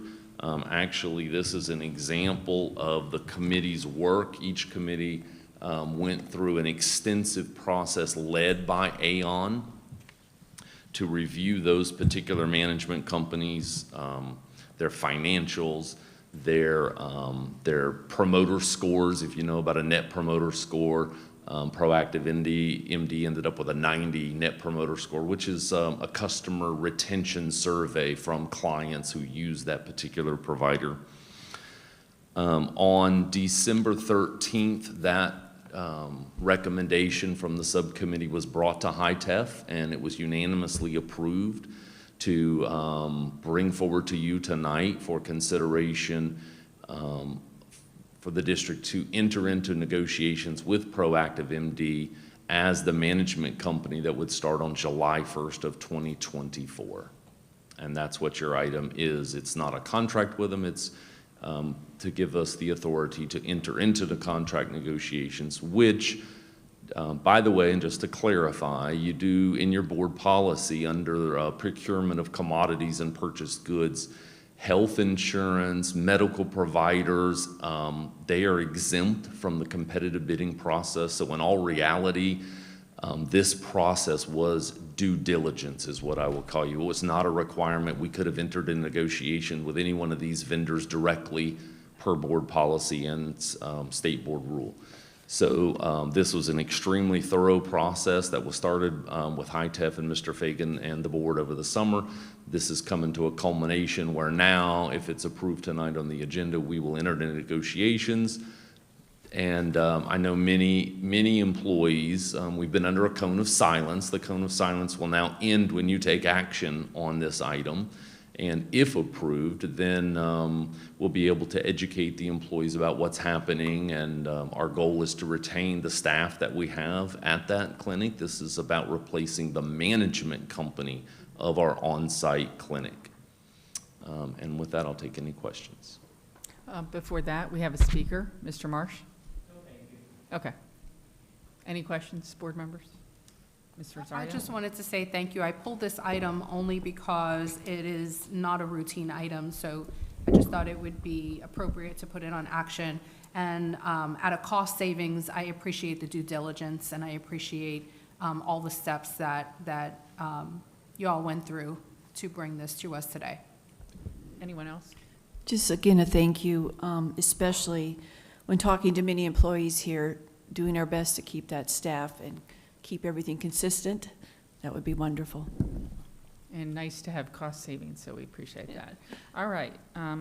So would you like to make a motion, Mrs. Rosario? Sure. I'd like to make a motion to approve the Health Insurance Advisory Task Force recommendation.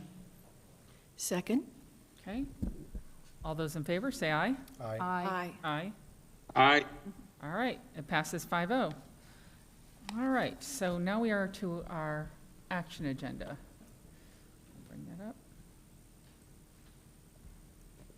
Okay, Dr. Moore, you have an item here to authorize superintendent to develop a timeline regarding potential impacts of new school start times. Would you like to discuss that? I know Ms. Rosario would like to as well. This is actually Ms. Rosario's item. We did discuss it at the, not today's workshop, but the previous workshop. This is just following through on that discussion. Okay, all right, so we have a speaker, Mr. Marsh. Thank you, Madam Chair. It's always great when the parents are included. Thank you, Dr. Moore. I just want to highlight the section, the superintendent will develop a timeline to include communication, marketing, and financial impact on the requirements for new secondary school start times. According to House Bill 733, we must always follow the law.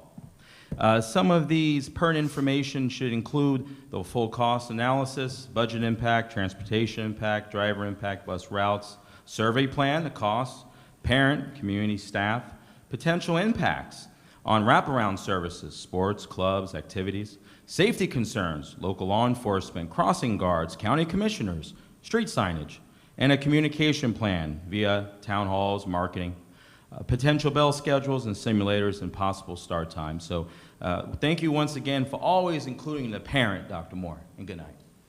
Okay, thank you. Ms. Rosario. Board members, if you recall, we had this conversation at our last meeting, or at our last workshop, actually. And so this is no different. It's no particular charge other than what the superintendent requested and what, based on board member feedback, it is for him to come back to us with a timeline, which is what we originally requested of him. But within the timeline, you know, some of the items that were important to board members are the items that are listed here to include within that timeline so that we have an idea of when he is going to bring these items back to us, to include primarily the communication, marketing, and financial impact of the requirements for House Bill 733. For parents who are just listening now, the House Bill 733 has made requirements for us to change our middle school and high school start times beginning July 1st of 2026. And so it takes a while for the district to actually begin those changes.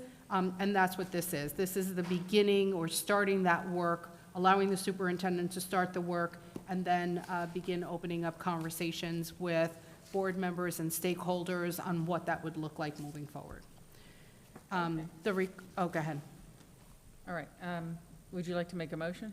Discussion. I know, motion first. Yes. I'd like to make a motion. Hold on, I'm sorry. Let me pull up the item as it's read here. I'd like to make a motion to authorize the superintendent to develop a timeline regarding potential impacts of the new school start times. Okay. Can I get a second? Second. Okay. Now we're in discussion. Thank you, Madam Chair.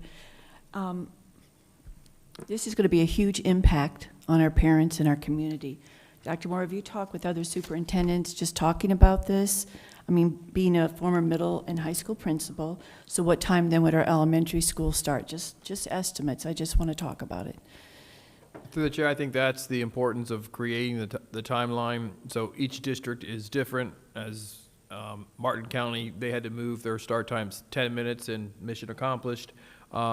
We have a significant rate of movement because our secondaries, our high schools start probably about an hour and 20 minutes earlier than the required start time. So creating the timeline will allow us to look at what is feasible and how we would actually communicate it. Because at the end of the day, the concerns look at childcare. Typically, there is a high school student who would watch his younger brother or sister when they get out of school. That may no longer be the case. A lot of organizations provide before school or after school care. That care may have to be extended in the morning and reduced in the evening, or vice versa. So taking the time now to fully communicate to our community, we do in fact have a plan, and in that plan is seeking information and guidance from you before we begin to implement in August of '26. When, I think in our last discussion, we talked about the time that we need in between for our buses. Was that around 45 minutes, elementary, middle, high school? That's currently where it sits with the number of routes that we're running. So one of the things that we have to study is if we added bus drivers and buses, obviously we can reduce the amount of time in between start times. Okay. That is a significant impact on our budget. So where do those resources come from? Or the better way of asking that question is, what do we stop funding to start funding those resources? That's why this is critical to begin this work now. And I think the last few years, how many buses have we bought? I think it was 10 at one year, and then, so what do we look like for that? How many more buses? So we will have need? a nice fleet of buses, a great fleet of buses in comparison to other counties. I think we just purchased 8 this year. The previous year, we bought 10. The year before that, we did not buy any. So in terms of the number of buses that we have, we could in fact increase the number of routes that we have. One of the strategies that we've currently implemented, which is an efficiency strategy, is we moved from 84 routes that we were running, or was it 86 routes that we were running, down to 76 routes. 74, 75. Mr. Bass is whispering, and I can't with a twang. He's got, I don't. 77. But we have drastically reduced the number of routes, which saves us money, and we're still able to deliver on time to school and home. So, the other thing that the elephant in the room is we drastically increased bus driver salary a few years ago to bring them up to speed. Surrounding counties have responded in tow to increase their salary. So as we're going to have to look at that salary as well moving forward, which will impact the number of routes or buses that we actually have. Just one last comment. I don't know how they reach all that. I know our high school start too early. That's, boy, oh boy, I wish middle and high school had been switched.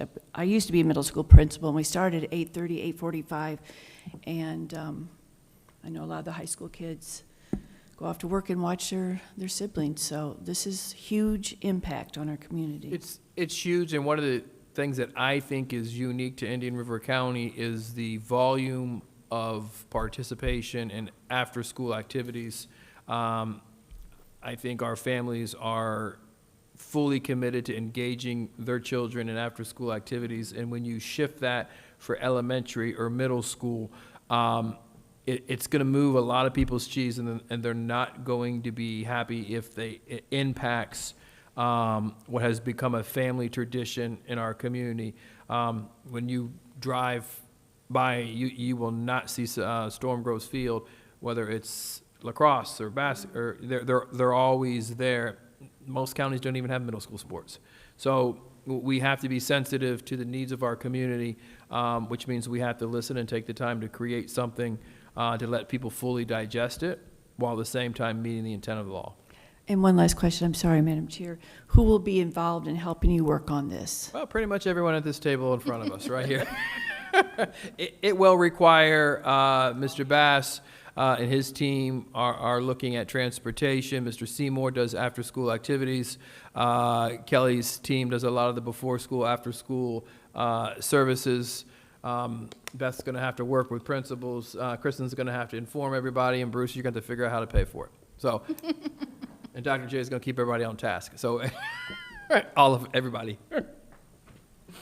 Okay, Dr. Posca? I got nothing more to add. You got nothing more to add.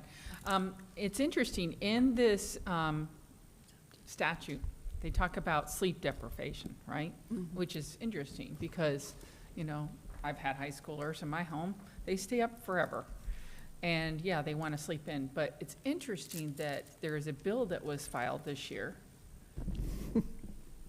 that says to remove the time. Right now, an employer they can employ middle school, high school kids, but they have to stop working at a certain hour.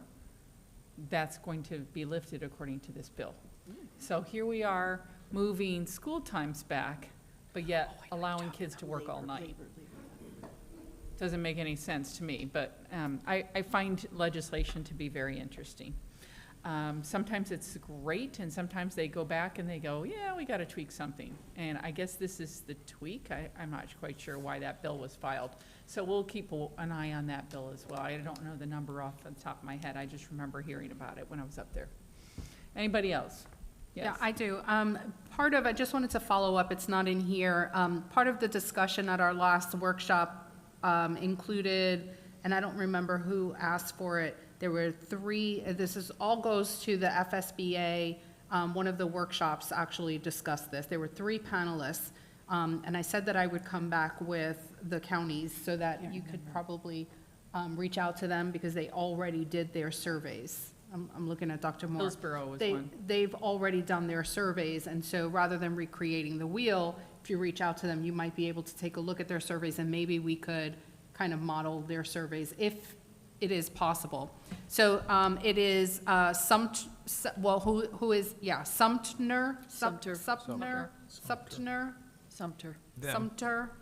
Volusia, and Hillsborough. Those are the three panelists that for sure have already gone through this process.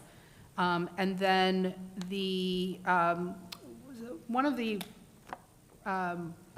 somebody from the room, board members, actually said that the staggering start times, because we talked about staggering start times as well, that staggering start times were actually a blessing because the bus drivers would actually go to multiple routes, or you have multiple routes, so you'd have less bus drivers, and I guess we're in a small town, so it would affect us likewise, less bus drivers for longer periods of time, so they would work, their day would be longer, but it worked out.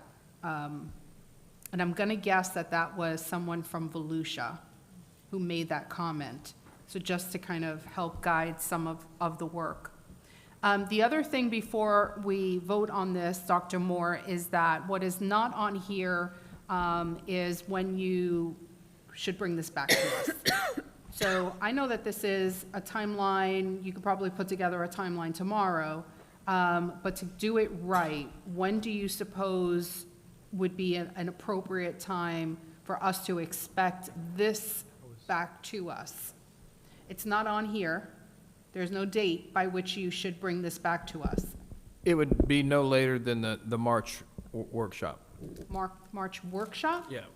Or whatever your preference is. And that would include surveys? It would include the timeline in which all of those things would be completed. Okay. It will identify all of the objectives over the course of a time period, what the expected outcome. Typically, when we task out work like this is what I would call by now we should have this done, by now we should have these things done. So, yeah. So by the March workshop? Yep. Let me pull up the calendar.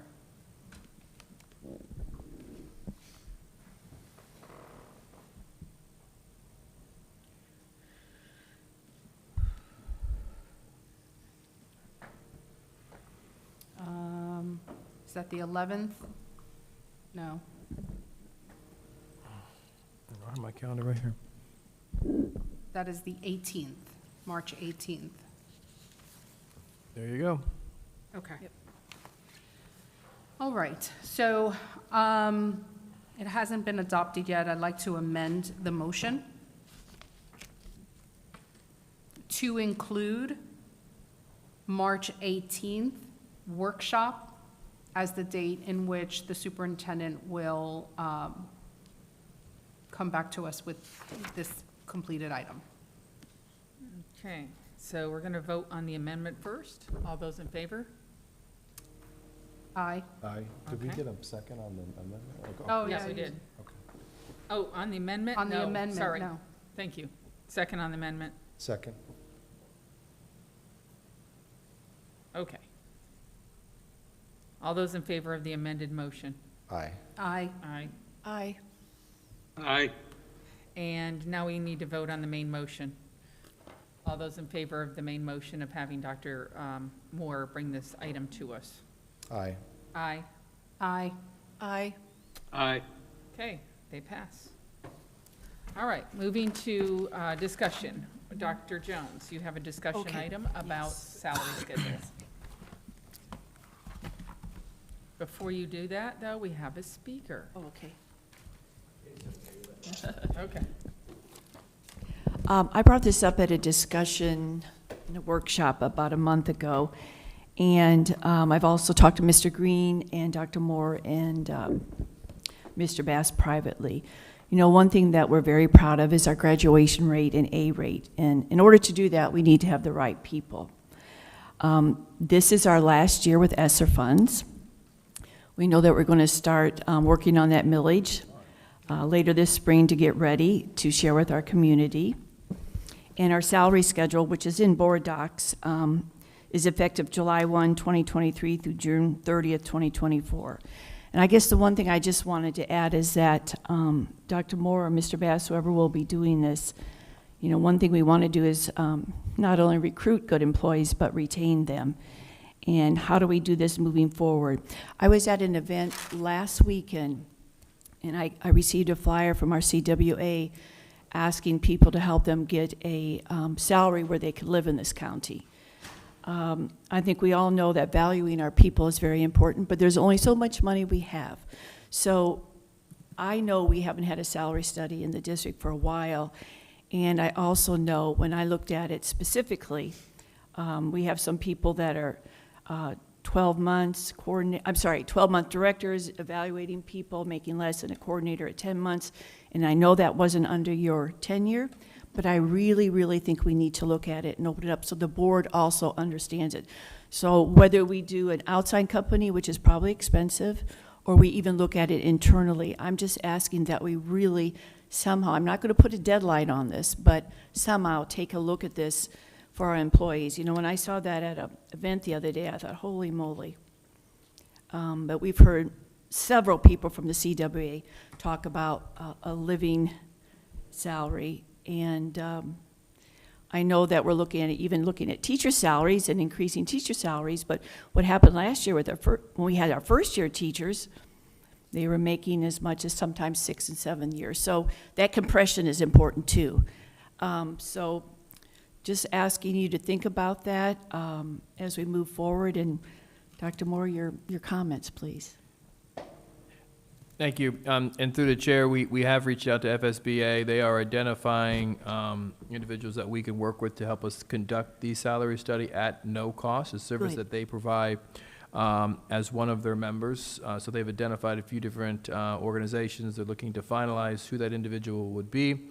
The focus mainly of that specific study is going to be the district staff and the employees. Right. Those are the ones in which we have, we're way off in terms of building capacity and losing it. In terms of other units, we will continue to look where we have the capacity to evaluate those salaries across the Treasure Coast and other like-sized districts.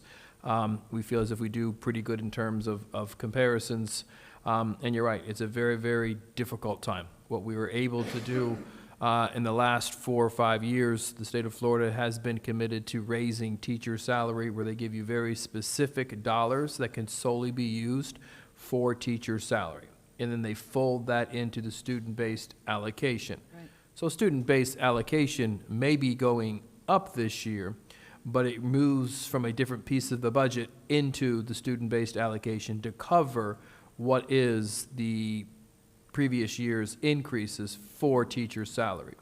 ESSER, which we used extremely strategically to build capacity to provide services for our students, is something that is going away. We are in and will continue to have conversations regarding choice. And the reality is, we're not the only game in town. And if we don't have the best options and the best programming for our students, parents can choose other schools, Right. whether it be a charter school or a private school. Currently, right now, in our county, we have really, really good private schools and really, really good charter schools, and they don't have additional space at the current time to increase their enrollment. But at the end of the day, as choice continues, there may be folks from the outside of Indian River County who choose to come in and start their own private school, which ultimately, hopefully would be an organization that has a high expectation for what's taking place in those classrooms. But at the end of the day, a parent may choose whether it's good or bad, and we would pray that they'll all be good, which would ultimately impact in enrollment. So, you know, conducting a study, we just can't look at the current reality. We have to do this or task time out over years to determine where we have these checkpoints where we're looking at what is our enrollment. We cannot increase the money that Mr. Fagan would always say. You're going to get the number of dollars based on the number of students that you have. Right. We can't go out and increase it. The only way for us to make more money is to have more students. Right. And that is it. So the next several years are going to be very, very, very strategic and tough. We have celebrated what we've done over the last several years in terms of being ready for this times, in terms of building up a fund balance. But at the end of the day, you know, our projection and our fund balance cannot be dwindling away. We can't spend $1.27 for every dollar we bring in, which was the reality 4 years ago. Thank you. Thank you for reaching out to FSBA. We are definitely in a competitive market. Very proud of this district for our A grade and graduation rate. And I know teachers in CWA are bargaining. And I certainly don't want anyone to make less money, but we have to work hard to keep those who are working hard for us and just do our best. Just wanted to bring that up, that's all. Anybody else want to comment on it? No? I do. I want to just say a couple things. You know, thank you for bringing this up. It's important that people understand that, you know, there's only one pot of money, and we want to do the best by our employees and our teachers to make sure they get a living wage and, you know, hire the best, the brightest, and keep them, because there are other counties out there that are right north and south of us that want them to. So we need to make sure that we're taking care of our people and doing the right thing. So I appreciate the fact that we're going to do this study, and it'll be interesting to see what comes out of it. I do know that it's a priority for the governor this year to have an increase in teacher pay and employee pay, and talked about compression. So that's a good thing. We're not just talking about initial pay, which I think was the push in the past. So we appreciate that. All right. At this time, then, we'll do school board member matters. Who would like to go first? Dr. Pasco? Yeah, whoever. The only thing I wanted to bring up today is we did have another incident where a student did bring in a firearm today into Vero Beach High School. And I think this has been the third instance of a student bringing a gun into that school since I started about 13 months ago. We've had a lot of discussions about safety and security, and we've made some changes and improvements in our schools, and we've shortened some timelines to improve things. But, you know, certainly there's more work that we need to do. I've stated, you know, pretty aggressively and clearly in the recent months my perspective on how we need to allocate money and prioritize safety and security. And I see, you know, this is the #1 issue in the school district. If a student brings a firearm into a school and doesn't use it, it's what you would consider in risk management as a sentinel event. So nothing, the outcome wasn't bad. We found a gun and we removed it from the school, but it tells you that the outcome could happen, that the gun is used. So we had a sentinel event, and now we need to do something about it. And this is our third sentinel event. And what needs to be done is we need to reduce our avenues of entrance into the school. Dr. Pasco, I'm going to Yeah. stop you right there. I'm not going to discuss anything classified. Okay, you I'm can't. aware of what we can talk about. Okay. So we need to reduce our entrances into the school. We need a hardened alcove so they can't leave that entranceway. And the people who are there to check people in, they need to be behind bulletproof glass and safely behind a locked door that the person entering the building can't access. And I think that specifically we need to incorporate metal detectors. The only way to stop these students from bringing the weapons in is to scan or search these bags and their persons. This is the most efficient and cost-effective way to do it. And if we reduce the number of entryways, we would need 2 metal detector systems, and then we would need to hire more people to operate them during the day. And to me, this is the #1 priority. I feel so strongly about it. I would recommend ripping up the turf, selling it, and buying what we need, because I put needs over wants. But this is, in my opinion, an emergency. It's not a 5-year plan item. Can I stop right now? Dr. Moore, when is our next safety meeting so we can discuss this as a team and not have a one-person discussion? Because we can't respond to that right now. Through the chair, Mr. Seymour, do you know the date? It's probably in the next 6 weeks, but I'll look and I'll notify the board, and we'll be able to craft a plan accordingly. Okay, thank you. Appreciate that. Anything else, Dr. Posca? That's it. Okay. Dr. Jones? No, I'm not. We can certainly respond. We can respond and say it is an important issue and we need to address it. Okay, right now, I'm going to stop you, Mrs. Rosario. We are not in discussion. We are in school board member matters. That is when a school board member can say what they want, and then the next school member talks. So right now, it's Dr. Jones' turn, okay? And then when it's your turn, you can talk about whatever you want, okay? Go ahead, Dr. Jones. Thank you, Dr. Posca. As a high school principal, it's my biggest nightmare. I didn't have to experience it. I would just say whenever that safety meeting is, Mr. Seymour, move it up. Move it up. Okay. And I did follow up with the principal today just to, let him know I'm here. My board member matters. The MLK parade and floats in the park were a great event. We had a district and school board float. It was a lot of fun. Rained a little bit, but still had some fun. Thank you for listening to me on the salary study. Before Christmas, I don't think we talked about this because it was after our meeting, the inclusion program at Sebastian River High School was great. They're having a snowflake dance come up. That's Sebastian River High School and Vero Beach High School with inclusion. That's coming up. Dr. Moore and his wife attended this, and I was invited. I'm a member of AAUW. It was a poverty simulation at Up Against Poverty.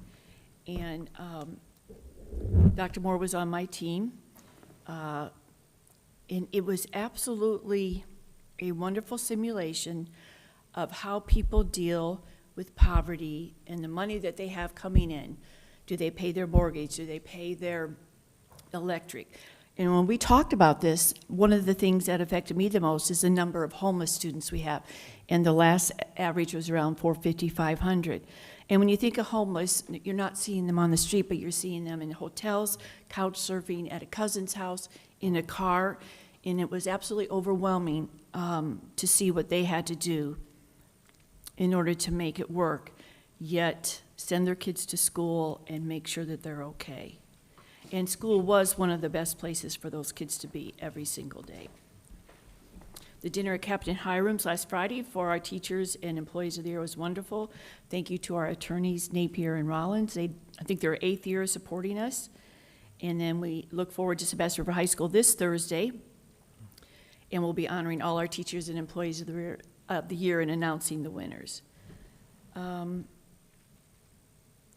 One thing I'm going to bring up too again, and I should have brought it up during the discussion on minutes, just talking about minutes and the school board policy on minutes and the state statute on minutes, so we can take a look at this as a board to say maybe we don't have to do this, but we should do this, but that's a whole other topic, and I didn't bring it up at the right time.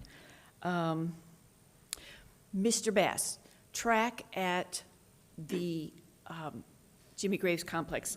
Go by it quite often. What are you thinking as far as, are we going to get one track meet in this year or not? Oh, yeah. That's our goal. I'd met with Coach Jankowski and indicated that, I feel like we've pushed this thing and made it happen in a hurry. Yeah, we did. That, all the facilities there, the restrooms, the concession area, and everything won't be ready by the end of track season this year. However, we could still hold a small track meet there, just like an inaugural track meet, maybe one or two other schools, small schools, just so we can see it, the community can see it, and more importantly, these kids who are seniors this year will be able to have a home track meet before they graduate. And that was all funded through private donations, the track? Private donations and also through the state dollars. Yes, sorry, thank you. That's all I have, Ms. Sperenborn. Okay, Ms. Rosario. Yes, I 100% agree with Dr. Posca and what Dr. Posca is saying. I think it is incredibly important for us to address as a board, as a district, and have the open conversation for the community to hear that we are discussing this issue around kids and having fire weapons or any weapons essentially on campus. It's one of the reasons why I fully support open gate at all of our entrances and exits and wherever a student can get onto campus, or whenever an adult or anyone gets onto campus, they should be able to get scanned through open gate, as an example. The other thing I wanted to say publicly is thank you to Napier and Roland, who sponsored our Stars of the Year dinner. Again, they do it every year, at least for the last several years, so it's just a wonderful blessing to have them support our teachers in this particular way. I also wanted to make an announcement for tomorrow, just so that in case anyone has missed the announcement, the District Code of Conduct meeting, the second meeting is tomorrow evening, and I believe it starts at 6 p.m. I'm not sure who to look to for that. That I believe would it be starts Mr. at Seymour, 6. but that is correct. Mr. Seymour, here in the TEC, it starts at 6 p.m. tomorrow. For anyone who is interested in participating, you're more than welcome, sir. Did I? Yes. Okay. You covered it. All right. So that is tomorrow. Again, it's open to anyone in the community who is interested. It is the second meeting. It's not the first one. It is the second. I don't know if it's the last, though. Are they going to have a third meeting after that? Do we know? Through the chair, I'll respond. It depends on where the team actually is. So I've challenged the team during the first meeting to take a hard look at attendance. We were able to really receive feedback during the first meeting regarding the aggressive changes that we made last year. Those aggressive changes have really paid major dividends in terms of making sure when you walk our schools, there is students not walking in hallways but in classrooms.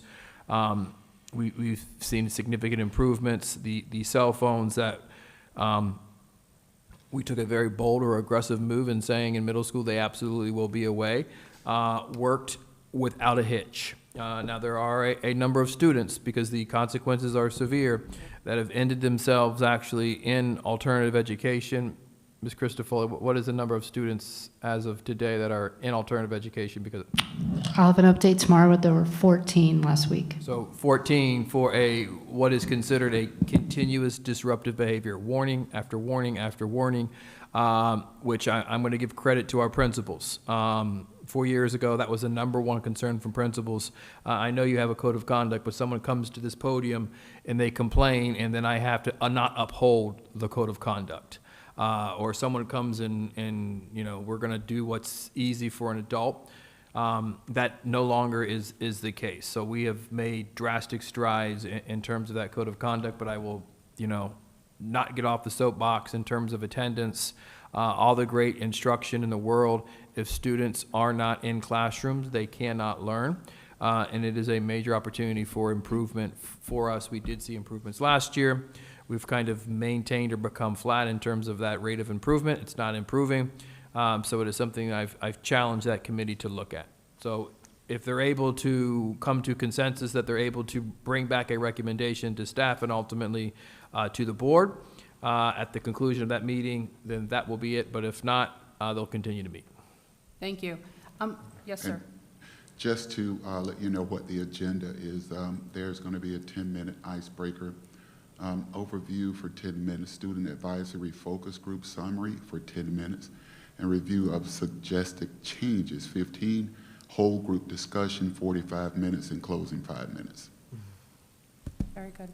So I spoke with someone who was on the, who attended the committee last year and this year, and some other people have also said that this year there isn't a lot to discuss. This is the feedback I'm getting. There's not a lot to discuss because you're right. Last year there were so many great changes to the code of conduct that this year it's just like, you know, just tweaking, little tweaks here and there, and just this is the feedback that I'm receiving. So I have always been in favor of zero bullying policy. You all know that. Zero bullying tolerance, and same thing with cell phones and some of the other things that are in the code of conduct.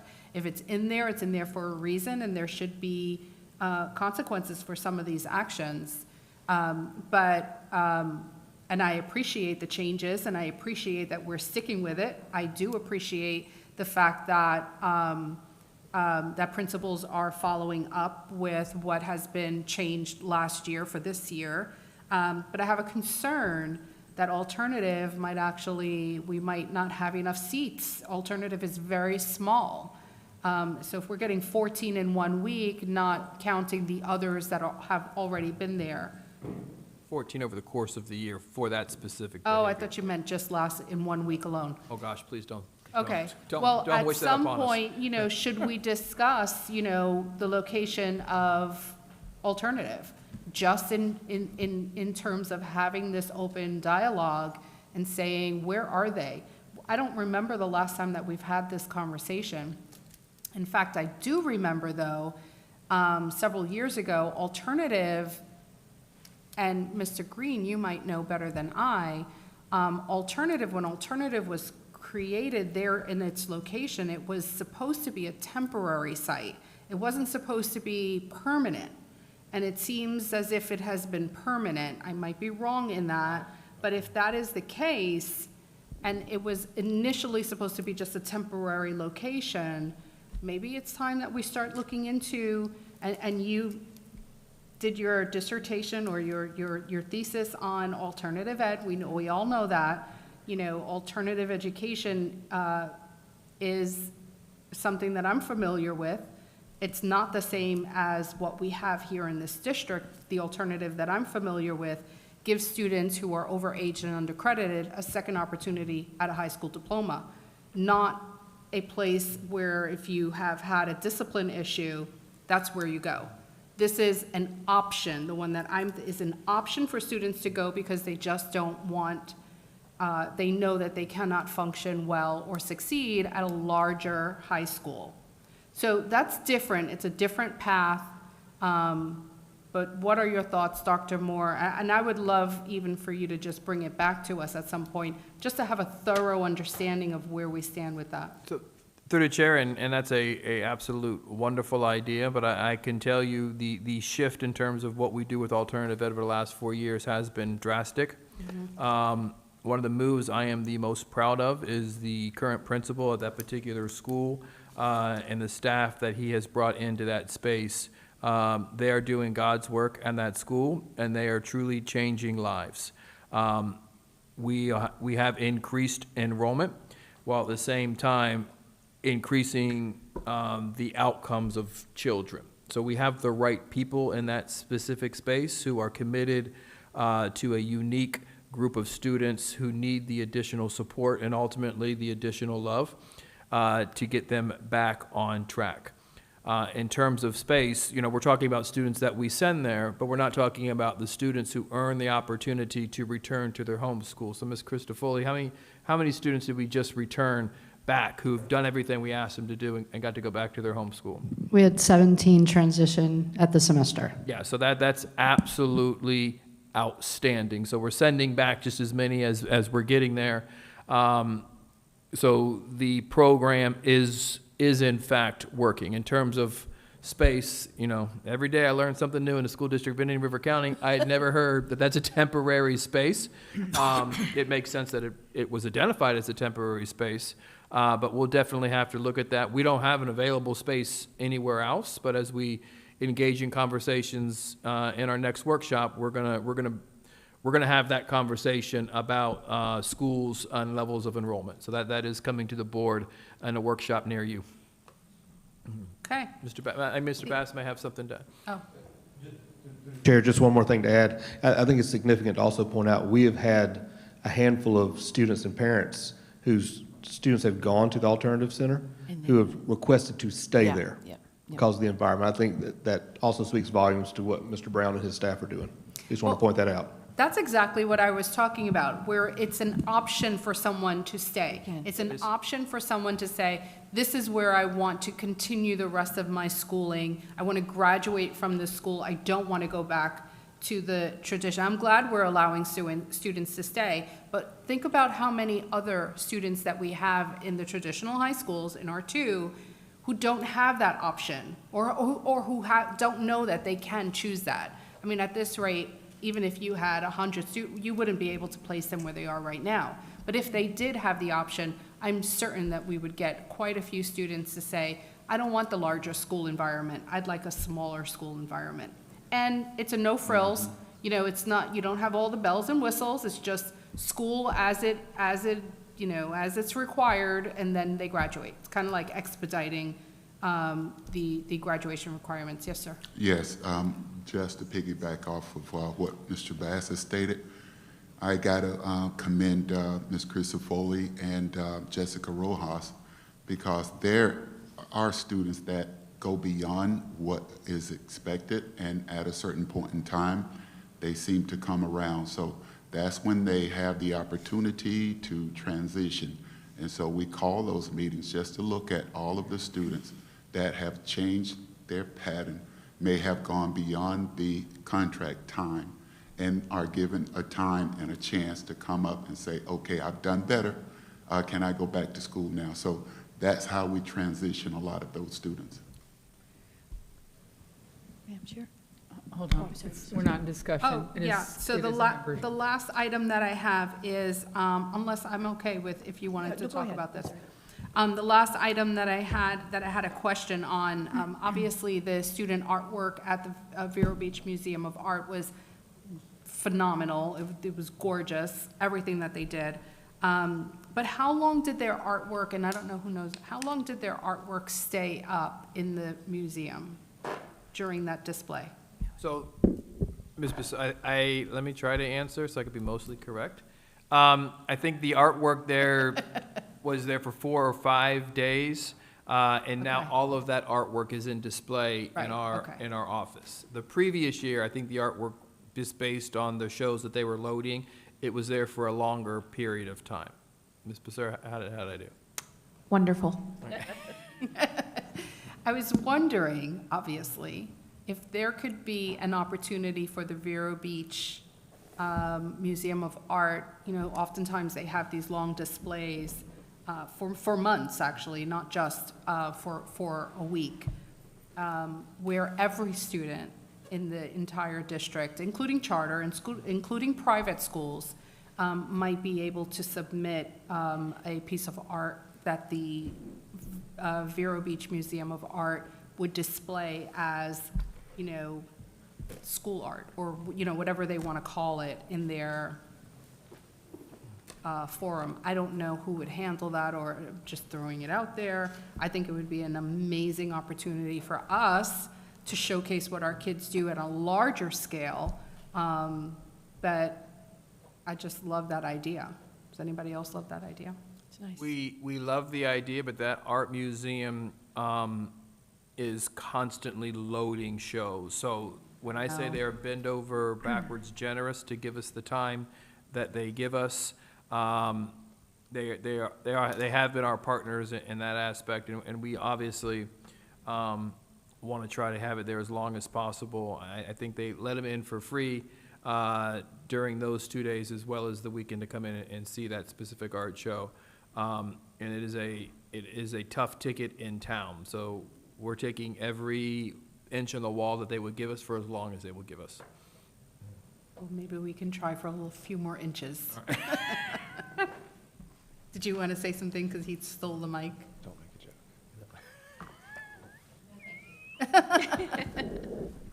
Is that all? Yes, thank Okay. you. You go ahead. You Okay. haven't talked. Mr. Barefoot, would you like to say anything? I really, anything that I be redundant. Okay. On the sake of being redundant, I do want to say that, MLK Parade, I wanted to thank district staff for being there in the rain, creating the float.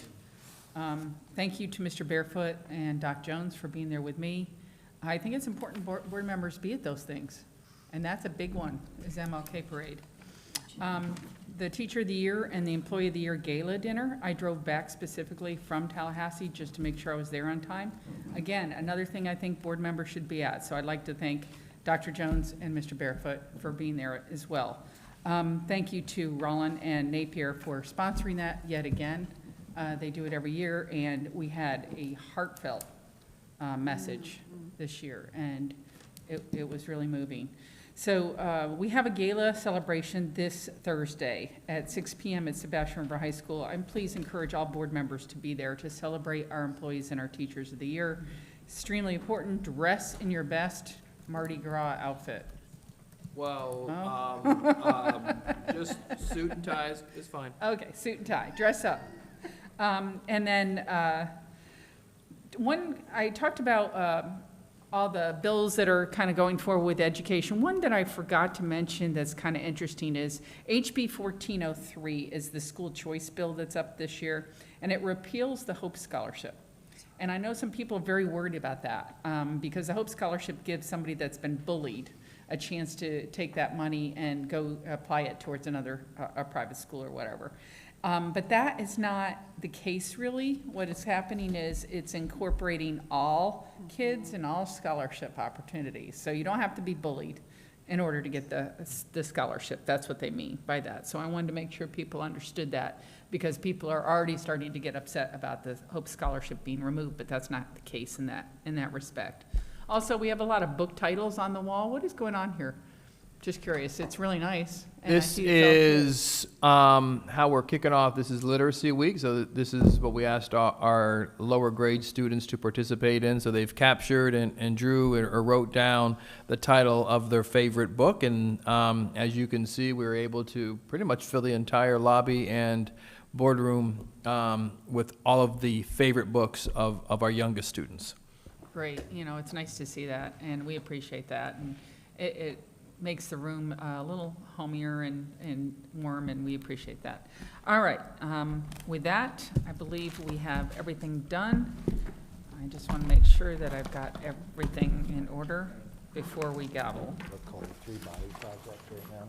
It's a science fiction, or old style science fiction. It won the Science Fiction of the Year award last year. Okay, I believe we're done. So at this time, Dr. Moore, you have a superintendent's closing? Everyone enjoy your evening. All right. With that, I'd like to thank everyone for being here or coming out this evening. At this time, we'd like to adjourn the meeting. The time is 8:07.